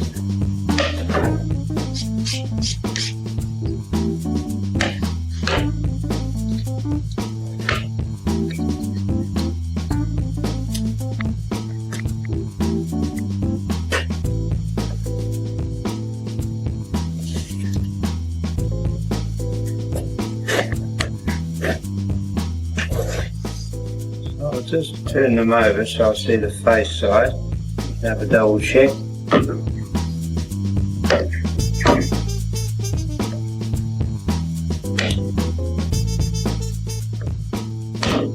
4. 1, 2, 3, 4. Yeah, that's how I want them. Now to stop when they get pressure on them, the two want to move around. So to stop that, we staple at either end.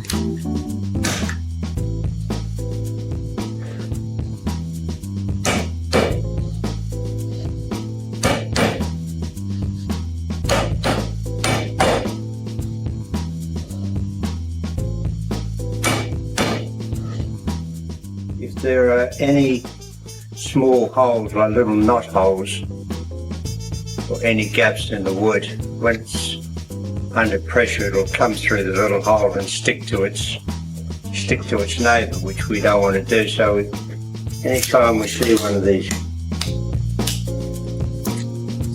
areas, that's what I do. Also, if there's a smear of glue gets on the surface you don't want it to be on, you just try to neutralise it.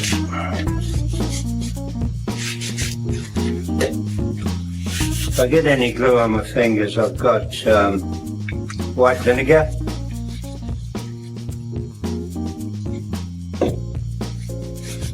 I don't wear gloves for this job because I don't ever get much on my skin. It's 1, 2, 3, 4. And just make sure that this curve here is the bottom, and that's the face side, not this side. So I just remember this when I put it in. Bonk. And I have a little line here that I can refer to.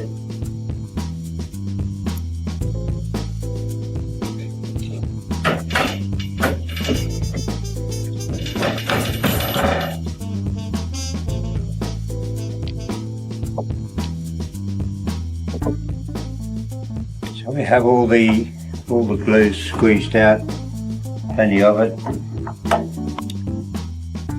And I'll just have a bit of a bow peep underneath.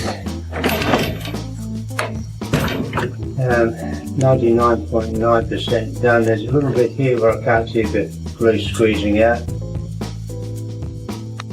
then maybe I'll just give another heave ho and we'll call that quits. That's the hole. We've got to just wait now until the glue cures, and then we'll come back and take them out and see what the result is.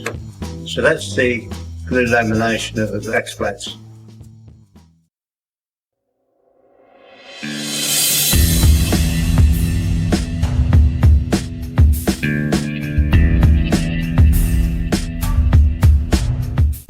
So now we're at the final stage, or the final stages of the rocking chair, which is the assembly. We've cut out all the parts and we have them. The headboard is pre-shaped. I've flattened that angle there, and I've got to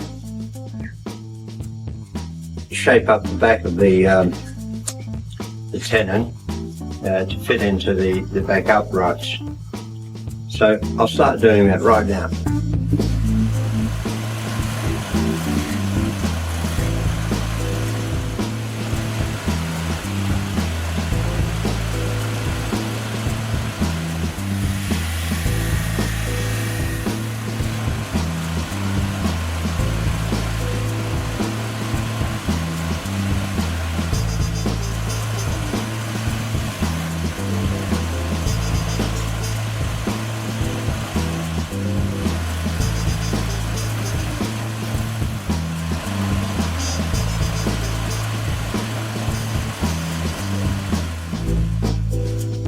What I'm doing here is thinning and shaping up the tenon to fit in the mortise, and I'm pushing it into the slot and then observing the witness marks that are formed from the contact, and I just wear them away and constantly refining where it's touching and drawing a line to show me how deep I'm going and how far I've got to go and how much to take off.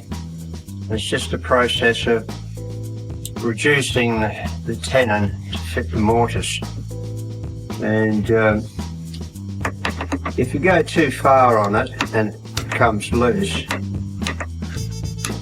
we simply take a little bit off the end, and because it is a taper, it'll fit home. That is how we do it anyway, and to get it fitting really tightly, it has to be hand sanded to get rid of all the coarse sandpaper marks, and with that finished sanding it becomes a little bit looser anyway. Then we take a little bit off the end and it'll come home tight. So that's what I'm doing here, is observing the witness marks and gradually wearing it down until it fits. And it's nice and tight all round. Slow job, you can't do it fast. That's the left one, now do the right one.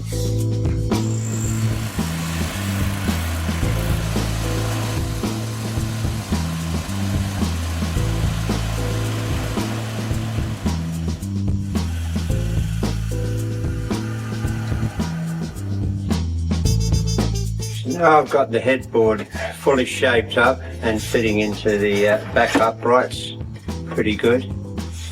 It's quite a slow process, and I have to be patient to just tickle it in until it comes up tight and comes to its full depth. It's still not quite home yet, there's still a little bit to go. But when we finish sanding it, it'll become a little bit looser and it'll go right home. But I've got a pencil mark here and I can see it's coming pretty much all the way home and fits into the seat. Well, so that's the headboard back upright assembly. The next stage is to fit the back splats and into the headboard in a similar way here. But the back splats have just come out of the glue lamination, and I give them a bit of a shape up and fit the two back splats together into here, and then I come back to here and fit the whole lot together. So I'll go back out and I'll do a bit more work on the back splats, and I'll see you back here soon. So here we are, we've got all the back assembly all fitting well. I'll put it all together now.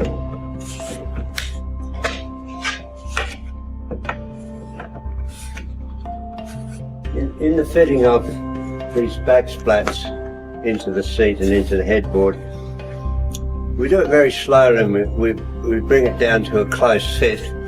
And it's best to go slowly because we've got to get a nice tight join down here, and everything is better if it's a nice tight joint anyway.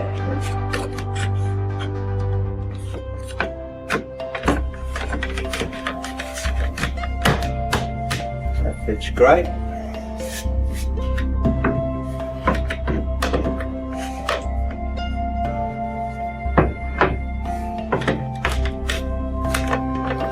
Excellent. So it's a really good fit. We've got nice tight joints down here. So everything's good. So the next job is to drill this hole here, which will accommodate the arm, and then we'll continue to fit this into the underside of the arm. But immediately next is drilling this 22mm hole here. So that's what we'll do next.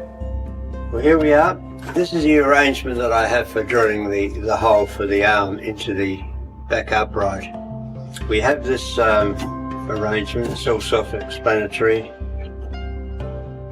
One day I'll think of something simpler, but this works. It's a very complicated angle, and we want to get it nice and tight, and there it is. It won't move, it's in a good position, and here we go.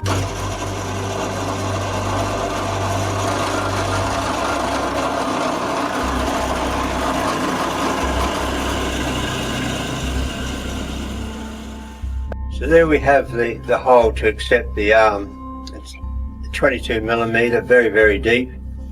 So our next job is to open out this hole to 32mm to accommodate the taper on the arm. So here we come to fitting this tapered tenon into the mortise here. It's a 22mm hole, and goes in about thus far at the moment. So we have to open up this mortise, this hole. So how I accomplish that is to put graphite, in this case charcoal, on the tenon part,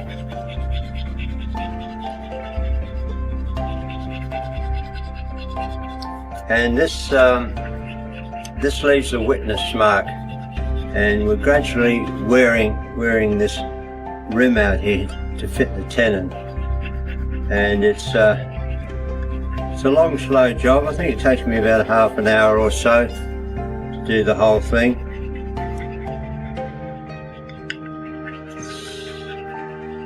But it's just a matter of wearing it away slowly and getting it all a tight fit, and I believe it's a very strong joint.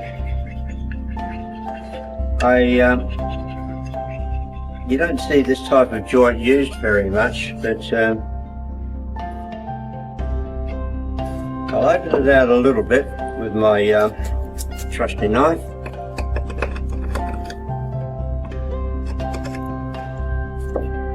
Another homemade one here that sometimes works better. Yeah, that's better. Walnut is very good carving wood. It doesn't chip or behave in any adverse way. So I'm just opening it out this hole.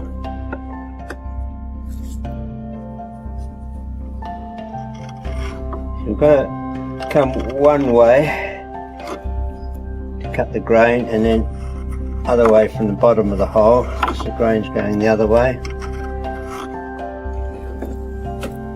Well, that's just the beginning of it, and now the the tenon will fit in a bit deeper. And just by that, I think you might be able to pick up these dark marks, witness marks of the graphite. So that's what we've got to wear away. What I'm doing now is, with my trusty tool, is cutting out that witness mark. Just removing that area. And because the grain changes, I have to apply this tool at a different angle. Otherwise it would dig in and leave a rough mark.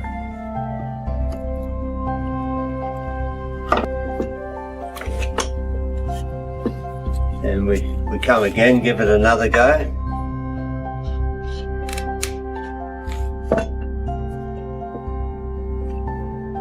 So it's quite a process. It just you put on your best music at this time.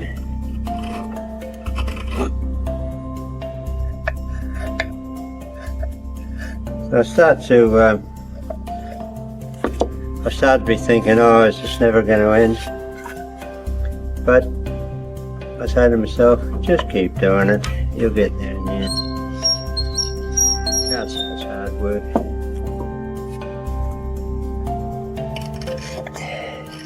Next time I'll check the how far I'm going in depth, just to see how far I've got to go.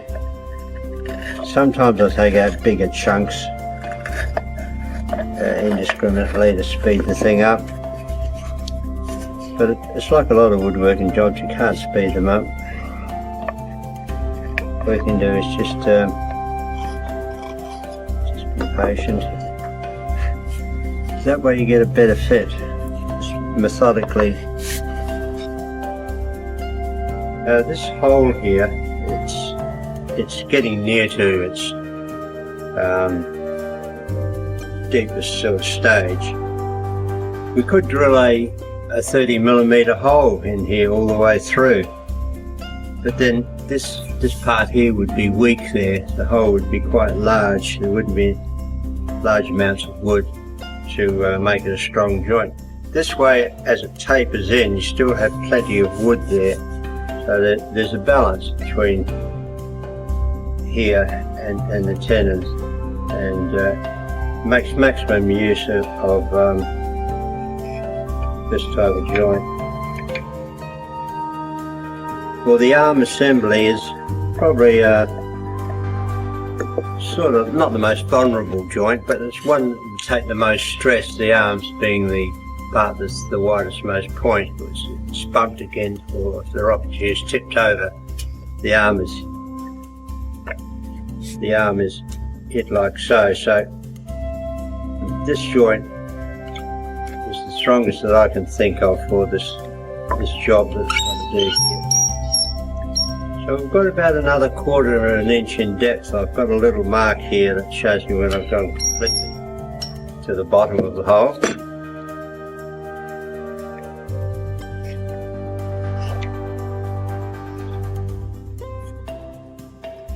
You've got to make sure your hands are in the right way so you don't make a slip and cut yourself.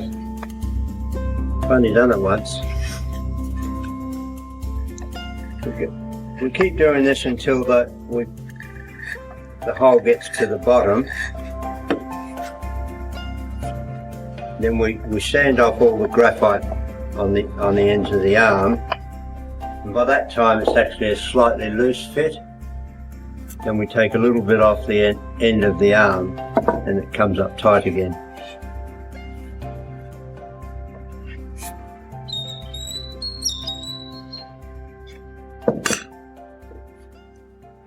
Oh, it's going great. Well, this opening out of this joint here, it's not completed yet. It's got to go about another 1/8 of an inch deeper before it goes fully home. But this stage I'll check it in situ. And the way I do this is a sample turn bit that's at the right height here, so when I fit the arm in here, this rests on there, and this joint, I can observe it, that I'm going right, and it looks quite good. But there is another thing, and I'll need a little pattern for it. I'll go and grab that. This is a little jig to know, to get this angle right. It's very important that this angle here is quite correct. It's when it's assembled, because there's a bit of movement in the whole jig, we've got to get this at exactly the right place. So if it was all glued together in that position there, it would feel different than if it was glued together in that position. Just a degree or two, it would mean you'd have a slightly different position when you sit in it. So to ensure we get it at the right angle, it's got to come back to there. So I can tell by this jig I'm holding that it's got to sit in that position there. So I've got to be able to hold that in this position and test out this piece here. When I have the jig in position and I get this angle of the back splat correct, I observe under here that I have a little bit of space, a little bit of room, and I actually want that arm sitting on there like that. That means that this joint here, I need to take quite a bit more off at the bottom of it so that the arm will come down on top like that. It'll bring all the angles correct. That's not too bad. So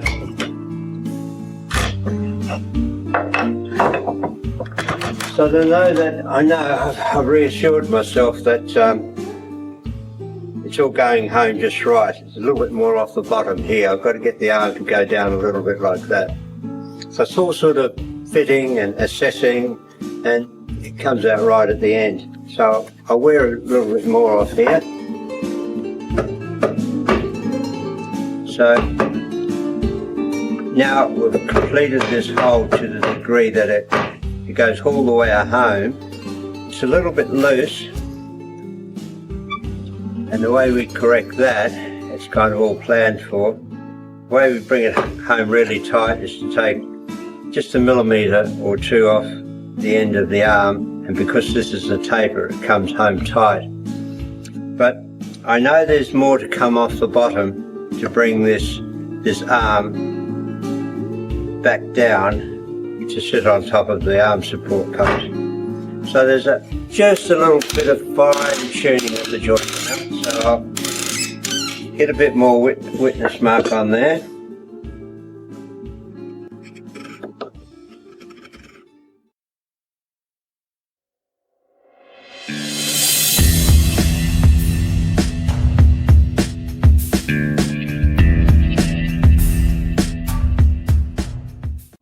Now we're ready to fit the arm and the arm support post and mark the underside of the arm where will finally be. Now with the arm support post, we want to get the strongest and straightest grain bit of wood we can. Really search it out, and it's very important, no flaws in it. Now we have to ensure that this is at the correct angle. I'll show you how that's achieved. This is my little device for the angle. I've marked a line through here, the outside of this post and the outside here, and the line here which is in the centre of the back upright. So I'll just plant that in its position.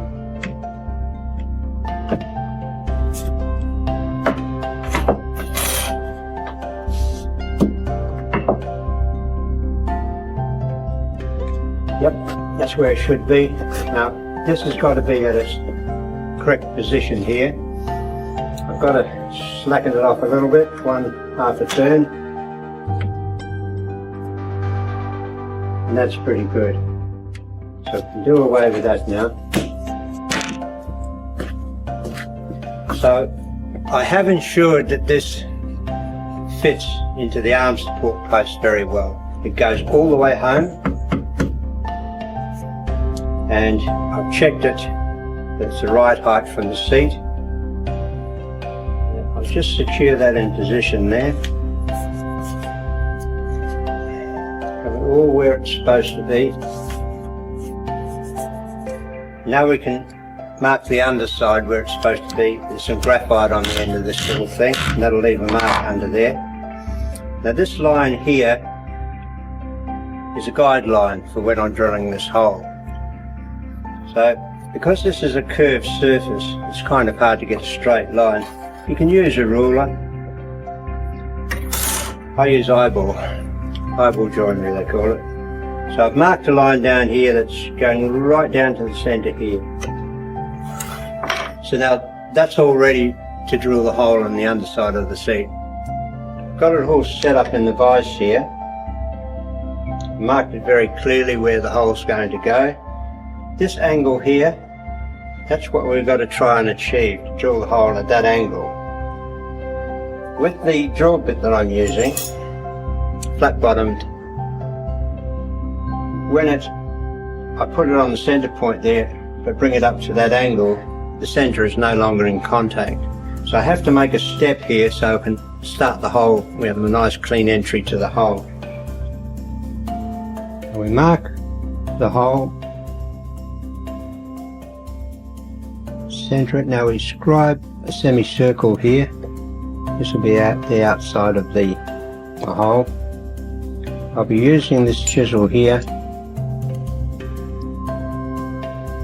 to make this little step here. We've got to chisel it all out so we have a step and the point can actually touch the wood, and we can get the hole started. So I start up the top here. I'm using this as a guideline for me to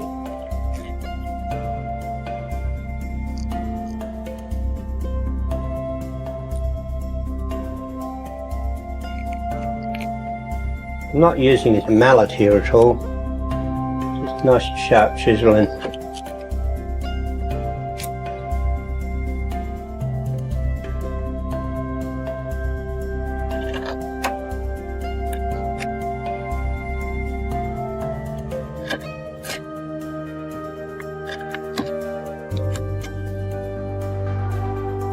I think we're ready to fill in the hole now.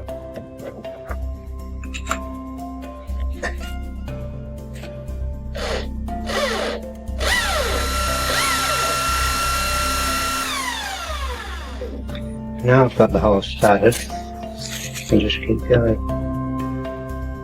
Here are my patented calipers. These are to estimate the depth of the hole. This here, I have 2 marks here. Anywhere between those 2 is the right depth. So I think I'm about there now. I'll just test myself here. Wriggle it around until we're sure we've got the bottom of the hole. We can see that line there, we're right on it. I'm on the first mark of our calipers, and that's where we were. So we've got that. We've got quite a little bit more material to take off. I want to finish up about here on that second mark there. Then we'll be about 4 or 5 mil. We don't want to go any further than that, so I'll give it just a touch more.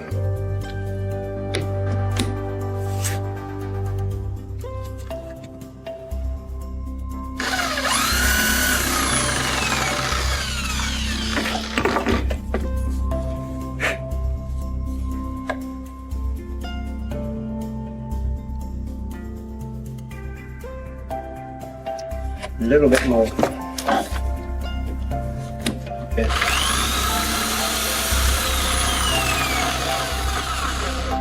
Now I'm 100% sure that's right now. So this hole is completely drilled, and I'll take it out of the vise. We have a nice clean hole to its right depth. It's about 4 or 5 millimeters from coming through here. There'll be a bit more sanding here. That'll make as deep as we can possibly get with this hole. So I'll go back over to the rocking chair and estimate how long the arm support post will be. Now, we've got our hole drilled on the underside of the arm. Next job is to calculate the length of the arm support post when it's all in place. I use these two sticks and I slide them up and down and make a mark. I'll show you. One in the underside of the arm, one into the seat. Get to the bottom of the hole. Now I know it's going to be a little bit higher. Hold it together, put a clamp on, measure, see the arms at the right height. It'll be a little bit higher.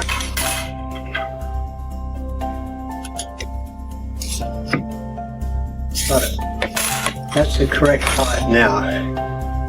Let's bring this at the correct height. So I'll make a mark on this stick here. You may not be able to see it. I can. So I'll take that out now. Line it back up. Clamp it. This will be the length, correct length of our arm support post. So I'll be cutting this arm support post, which is approximately 7 or 8 millimeters too long. So I've got the measurement, so I'll go back over to the lathe and turn this to its correct length. Arm support post cut to length, fits into the underside of the arm very well, and into the seat, good. And it all fits together very nicely. Just check it for height. Good. So the right hand side arm is the same. So that's all the assembly and fitting from the seat upwards. The next job will be to turn the seat over, fit all the legs and fit the rockers.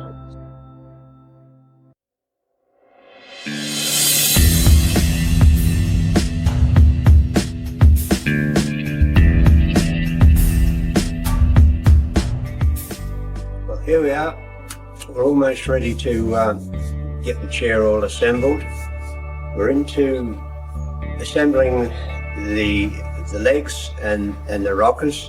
The two back legs are different size than the front legs. We previously turned these and drilled the holes in them. So I'll do that now.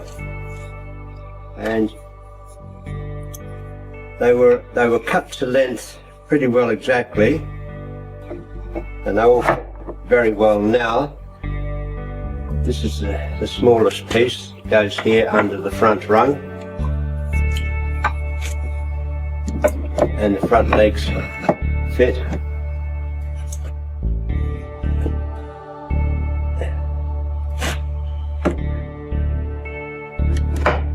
Boom. And the other one.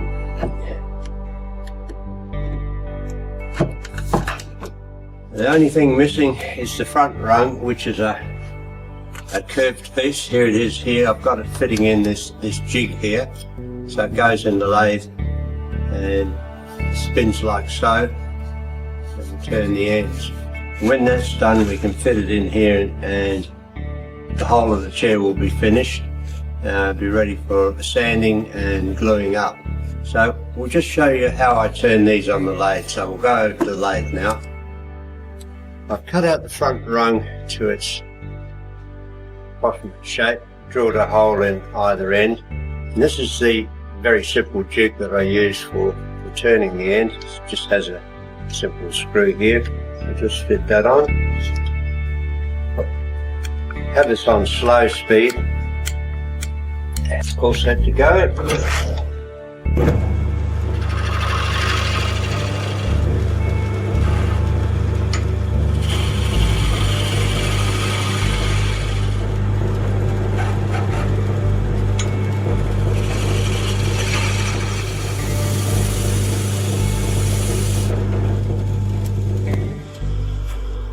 So that's nicely turned to the same dimension.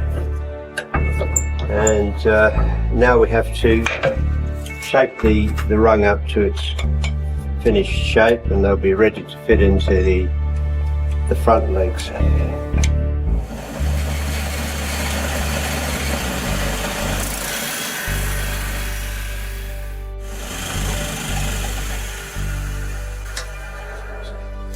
So there we are, the rung all nicely shaped up, and they'll be ready to fit into the front legs.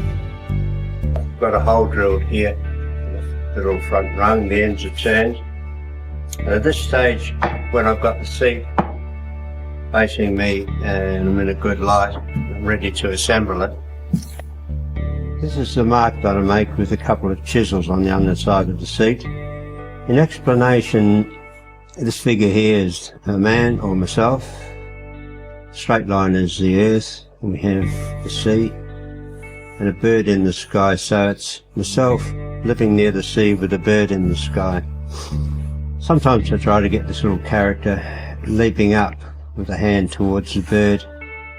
Well, he is a little bit, but anyway, that's my mark that I make. We do it for many years. The earlier ones had a different mark. I was in different circumstances, and I lived at a different address, but the man was there and he was always on the land. The sea came in, the bird was nearly always there. I had a boat on the sea for a couple of them when I first built my little boat. But that's that little fellow there. Now I'll get on with the assembling the chair. I'll assemble the back legs first. They're a different length than the front legs.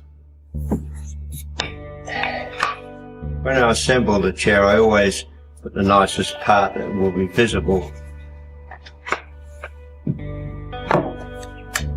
They fit well. The front rungs, same story. There's a left and a right on this, so I always get the best looking grain facing outwards, so I make sure that I'm aware of that. Everything fits wonderfully in this last little bit. Here, it was hiding.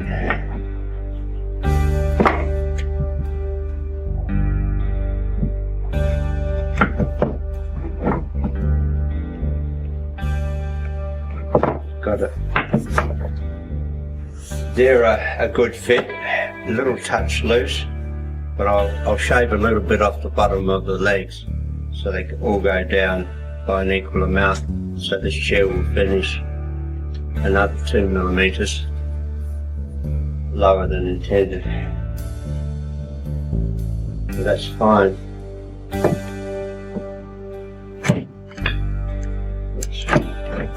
There's a left and a right of these as well. Excellent.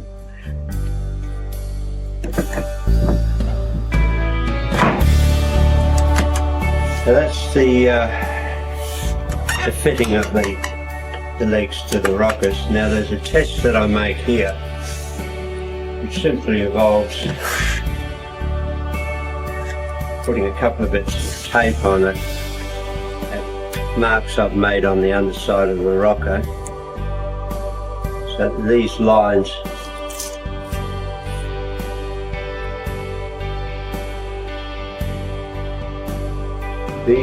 that I'm aligning the tape to, they simply line up with the back legs here, and likewise for the front legs. And this is just to determine that the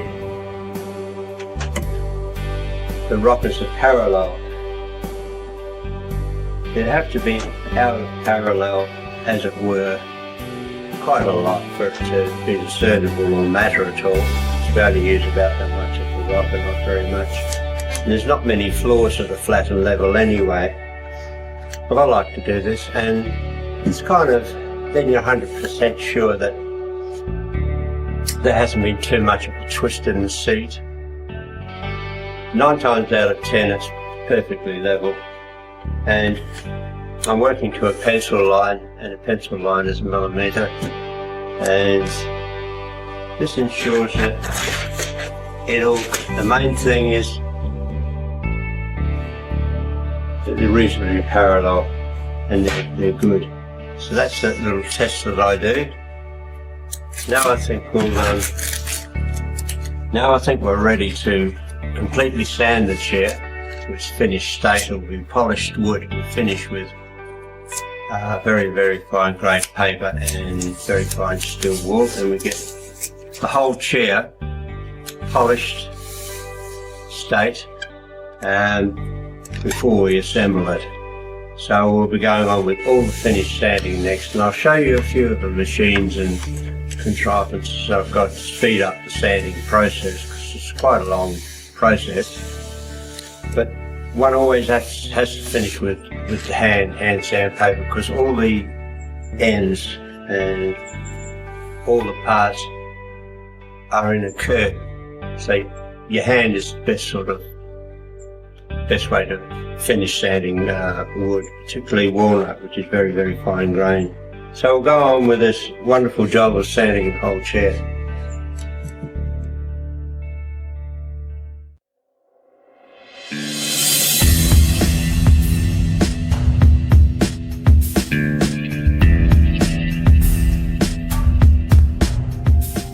We've got all the parts ready to assemble the chair, but before we do that we have to get all the surfaces perfectly sanded and brought to a polished finish.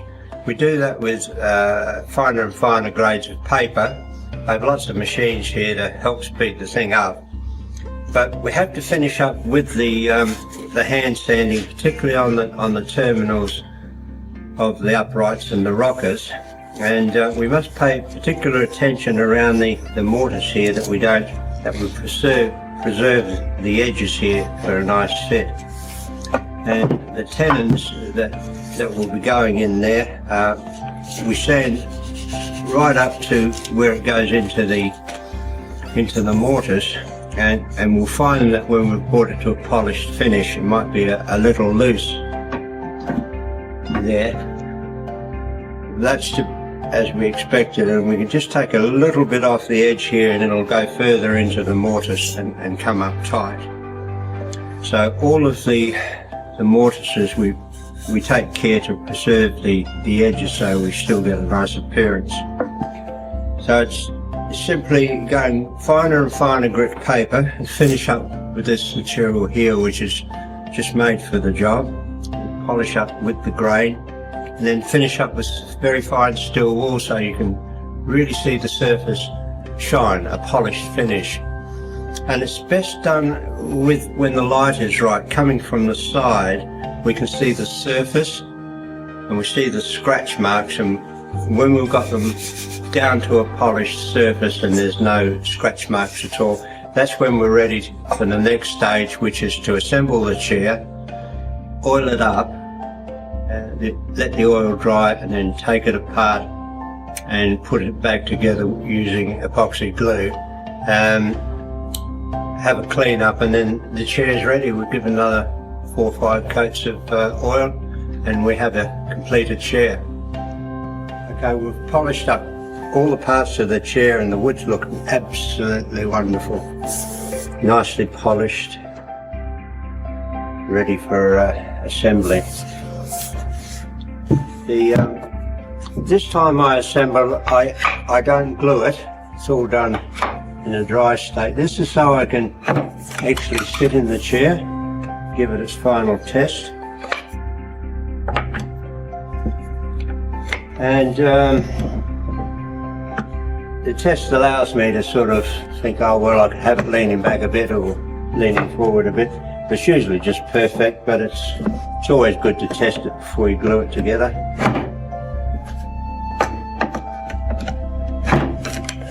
Now I just use this tape just to hold it secure enough.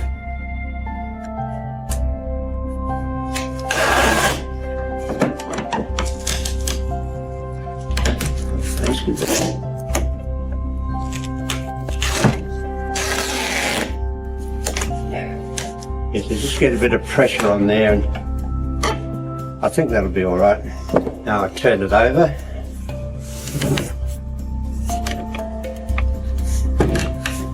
Excellent.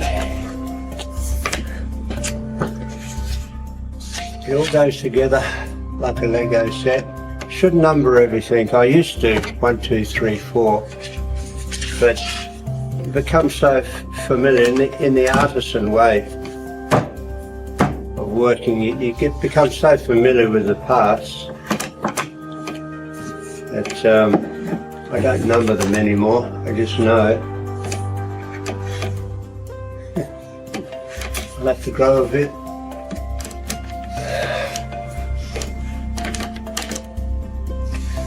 At this stage, I think I'll put it on my lower table so I can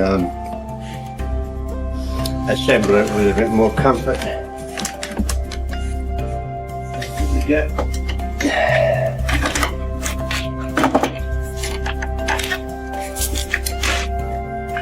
And left upright, right one.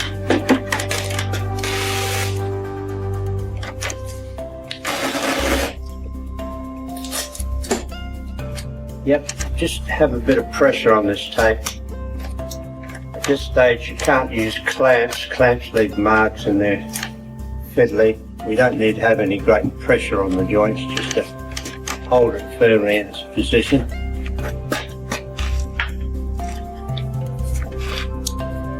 All the parts have a side that's more beautiful than the other, so we always leave it where we can see it to its best advantage.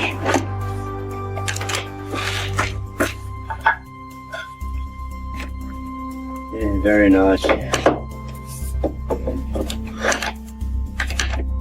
And a couple of bits of tape. This isn't very secure, but it's just to hold it in place enough for me to ascertain that it's ready to be glued together.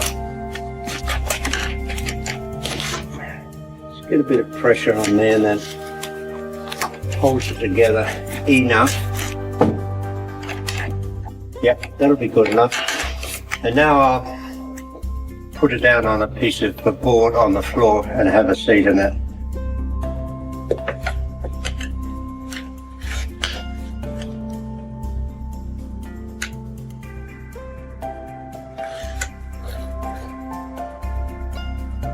That's exactly right. If I just lift my feet off the ground, there's virtually no movement in it.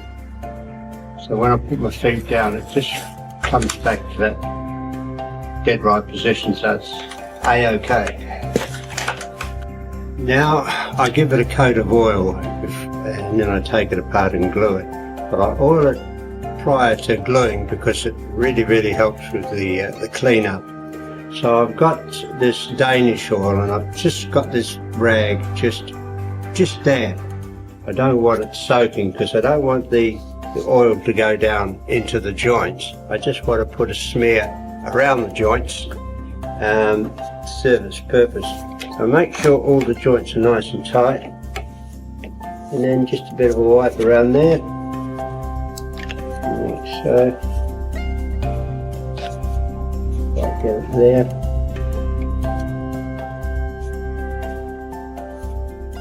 So I do that to all the joints. Just give it a smear around there.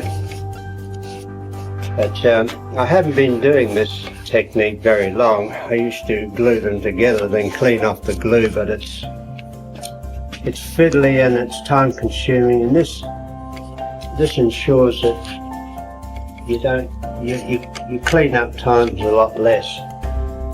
I'll just poke the rag through here. There we are. That's good. Excellent. These ones are all up tight. Just a smear on there just to stop the glue adhering to the wood.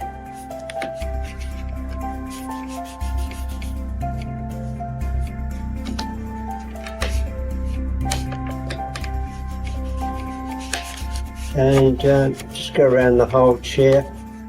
Once I've got all the joints done, I can I can then give the whole of the chair a coat. There's a final 4 or 5 coats when it's all glued together, and the more coats of this oil you put on, the more protective it is.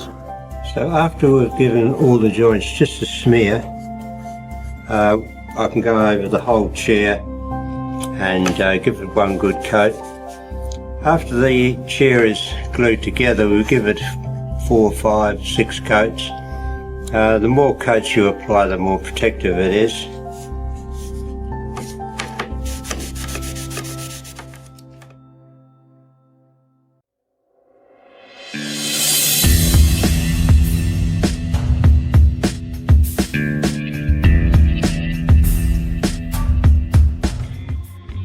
Okay, this is the glue and the oils that I use. This is 2-part epoxy resin glue. This is the brand that I use. It's 4 parts to 1 in this particular type. I like epoxy resin glue because it's gap filling, dries hard as a rock. The only thing you've got to watch is temperature. So there are different grades. You can have a fast curing one or a slow curing one, depends summertime or winter time. So that's the glue that I use, 2-part epoxy resin glue. The finish is, I use Danish oil. Here's the brand that I use. They refer to it as a finishing oil, but it's a Danish oil. Danish oil is tung oil, which you can use for centuries. It's a natural product, and it's very, very good. It's an oil, it's not a lacquer. I don't use lacquer because lacquer seals the wood and doesn't allow it to age, that is to get a richer colour and a darker colour as time goes by. It gives a lot more character. And I use Danish oil because it's actually an oiled finish and it's not a covering to the wood. With Danish oil you can actually still see the pores of the wood. So when you look at the wood, it's just wood. But the wood has to be perfectly finished, particularly with a wood like walnut, which is so fine grained and has such a variety of colours in it. The surface has to be polished, sort of like glass, to reveal its very fine grain. So you need lots of sandpaper. Different grades, you start with 120 grit or even sort of 100 or 80 grit. And you go right down to very, very fine. And this is a type of fine sanding material. And we finish with very, very fine steel wool. The oil finish is time consuming, but it's a pleasant job. I'll show you how that's done. The more coats you apply, the better it is, the more protective it is. So I'll show you how that's done later.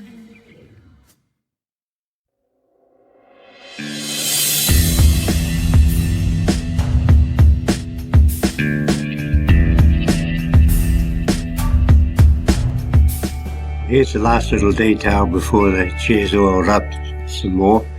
These 2 little arrowheads that I put at the termination of the joint of the back splats. Just marked them out roughly. Sometimes they're bigger and sometimes they're smaller. You just simply cut them out with a jigsaw and then shape them and sand them up. And then it's ready for the finished oil finishes.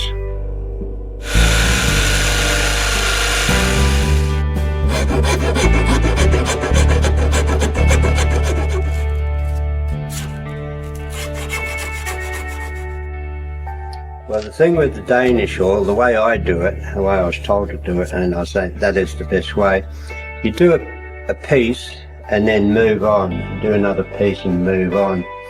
If you try to do, say, the whole top section, it dries out and you can't put the type of finish that you want onto it. So I'll demonstrate. You put the product on,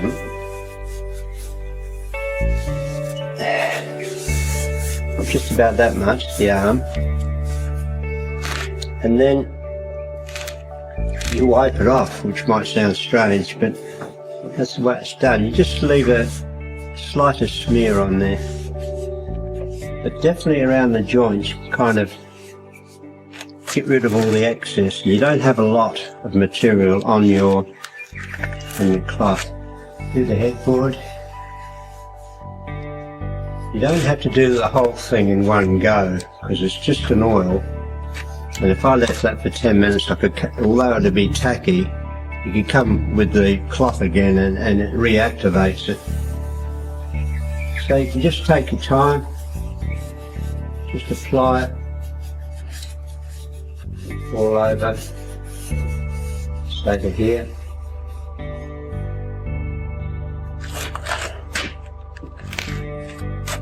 And then just gently wipe off the excess. Pay attention around the joints, because it tends to sort of congregate there and leave evidence. But wipe it on and then wipe it off. Move on. So it's kind of, it's not labour intensive, but you give the whole chair one coat. Got one on it already, so this will be the second coat. And you just put successive coats on until it looks good. And the more you put on, the better. But it's never a coating on the wood. It's not like a lacquer or a varnish, which is hardens to a complete film and totally seals the wood. This is still always an oil. But after a few hours, it dries off and it's dry to the touch. It doesn't appear like an oil. And the beauty of it, the wood always still looks like wood. You can still see the pores in the wood. It doesn't coat it. It's never a film on the product, on the chair. Swipe it on. I'll do this whole back upright. And if you've missed something, it doesn't matter. The next time you do it, you cover it over.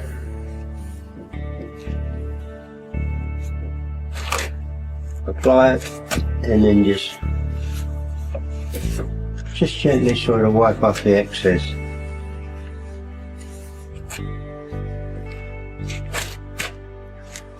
So once this is dry, it takes a few hours and then it's dry to the touch. Then you get very fine grade steel wool and very, very lightly go over the surface, and that takes off any debris that might have got on there and gets it ready for the next coat. Just a light rub between coats. I think I'll do the whole seat, except for a couple of little spots that I want to pay attention to. You can always come back to it if you're not satisfied. Days later you can just reapply it, and the final one is to give it a good rub with steel wool, just very lightly, and then get a piece of stockinette and buff it up. And it comes up just glorious. There's no finer finish, in my opinion. I've used lots of finishes. I've used linseed oil and beeswax. I used that for a long time, but it's kind of very primitive, and the product is never really looks good. You got to keep reapplying it and rub it like crazy to look well. But this stuff is easy to use. And you can come back years and years later if it's had any scuffing or dirt around here. Sometimes you get a build-up of oil from the hands. You can just go over that with steel wool and reapply it, and it's brand new again. So it's the easiest to my mind, and it's not expensive. Well, the product itself, you think it costs a lot, but I mean it goes a long way.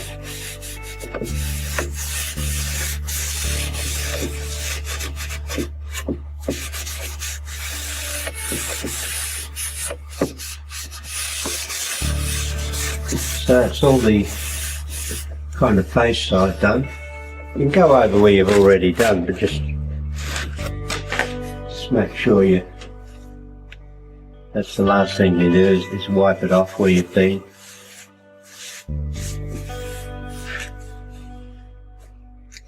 So I'll go around the other side, put a little more material on my cloth. You just want the right amount on there. You don't want a hole. You don't want a sopping cloth, you just squeeze out the excess. That's all you want. And the back, it's got to have the right light. You can see where you apply. It's like all sort of painting. You want to see where you've been.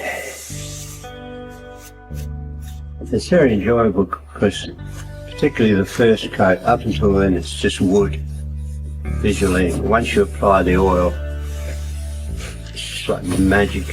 All the colours come out. You see little beautiful features of the wood that weren't visible before. And the Danish oil also helps the wood to age. It's not sealed, so there's an oxidation that goes on. And sunlight will alter the wood as well. It'll go darker and richer in colour. It only happens if you use oil. If you're using a varnish or a lacquer, that doesn't happen. And after 10 years or so, you'll notice the difference if you have one product that's been varnished and one that's been had Danish oil. You'll soon agree which is the superior looking finish. I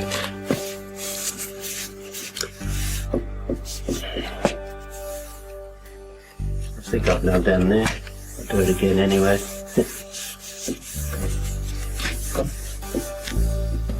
That's also, it's really important that you get the wood polished, really like glass. And then this is really good because once you put this on, it'll show up any slight scratch mark on the surface. So you give it a very fine sandpaper finish with very fine steel wool as the last thing you do. So I think that's done okay. I can just plonk the cloth there, as long as I remember to wipe the excess off. It's easy to use, and the wood just looks glorious. Wonderful. But there are, every paint manufacturing factory makes a Danish oil product, but there's good ones and bad ones, or ones that are better than others. All it is tongue oil and pure terps, which is a vegetable terps, and I think they've got some sort of drying agent in them as well. But you can make it yourself if you want to. Danish oil, just get tongue oil, pure terps, bit of glycerine, you've got your own Danish oil. But I never do, I just go to the shop and buy it.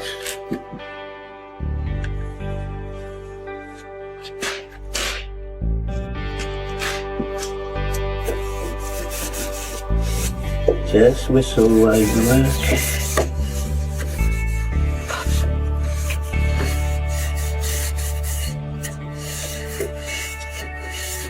I mean, if you stop work, you can just stop any time you like.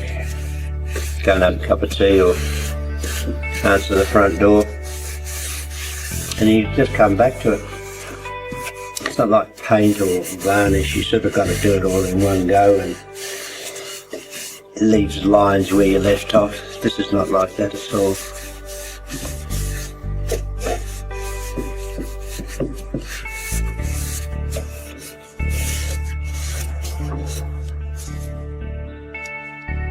Done that nice.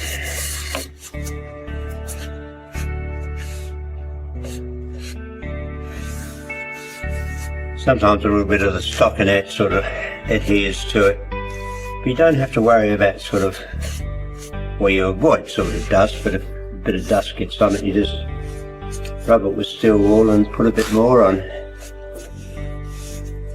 Oh, it's looking wonderful.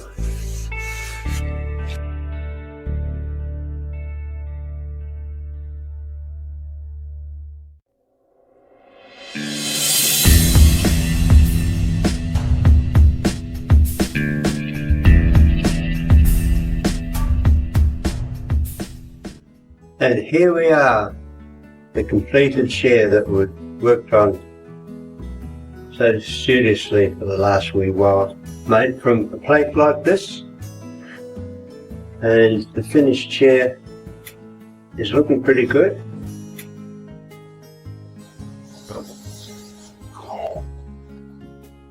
I'm glad I did that. Savour the fruits of our labour. This arm turned out really, really well. It's always good to sit in the finished rocking chair for the first time. Just think, is it any different to the last one? I know this is the larger sized one, suits me quite well. For a smaller person, the seat is a little lower, the headboard's a little lower, the arms are the same, and this allows the smaller person to fit up well, ideally, and the seats are a little shorter as well. This is not an easy or quick chair. I started building them about 50 years ago with hand tools. I used knaps for sculpting the seat. I don't think I did stem bending in the earlier ones. But this chair can be made with helmet, spoke shell, pads, brass.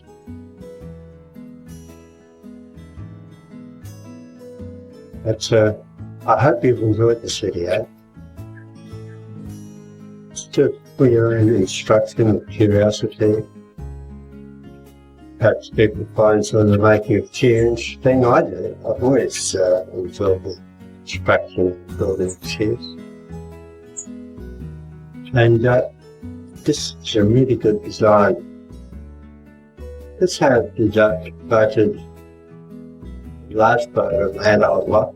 It's rocking chair. I've made lots of furniture.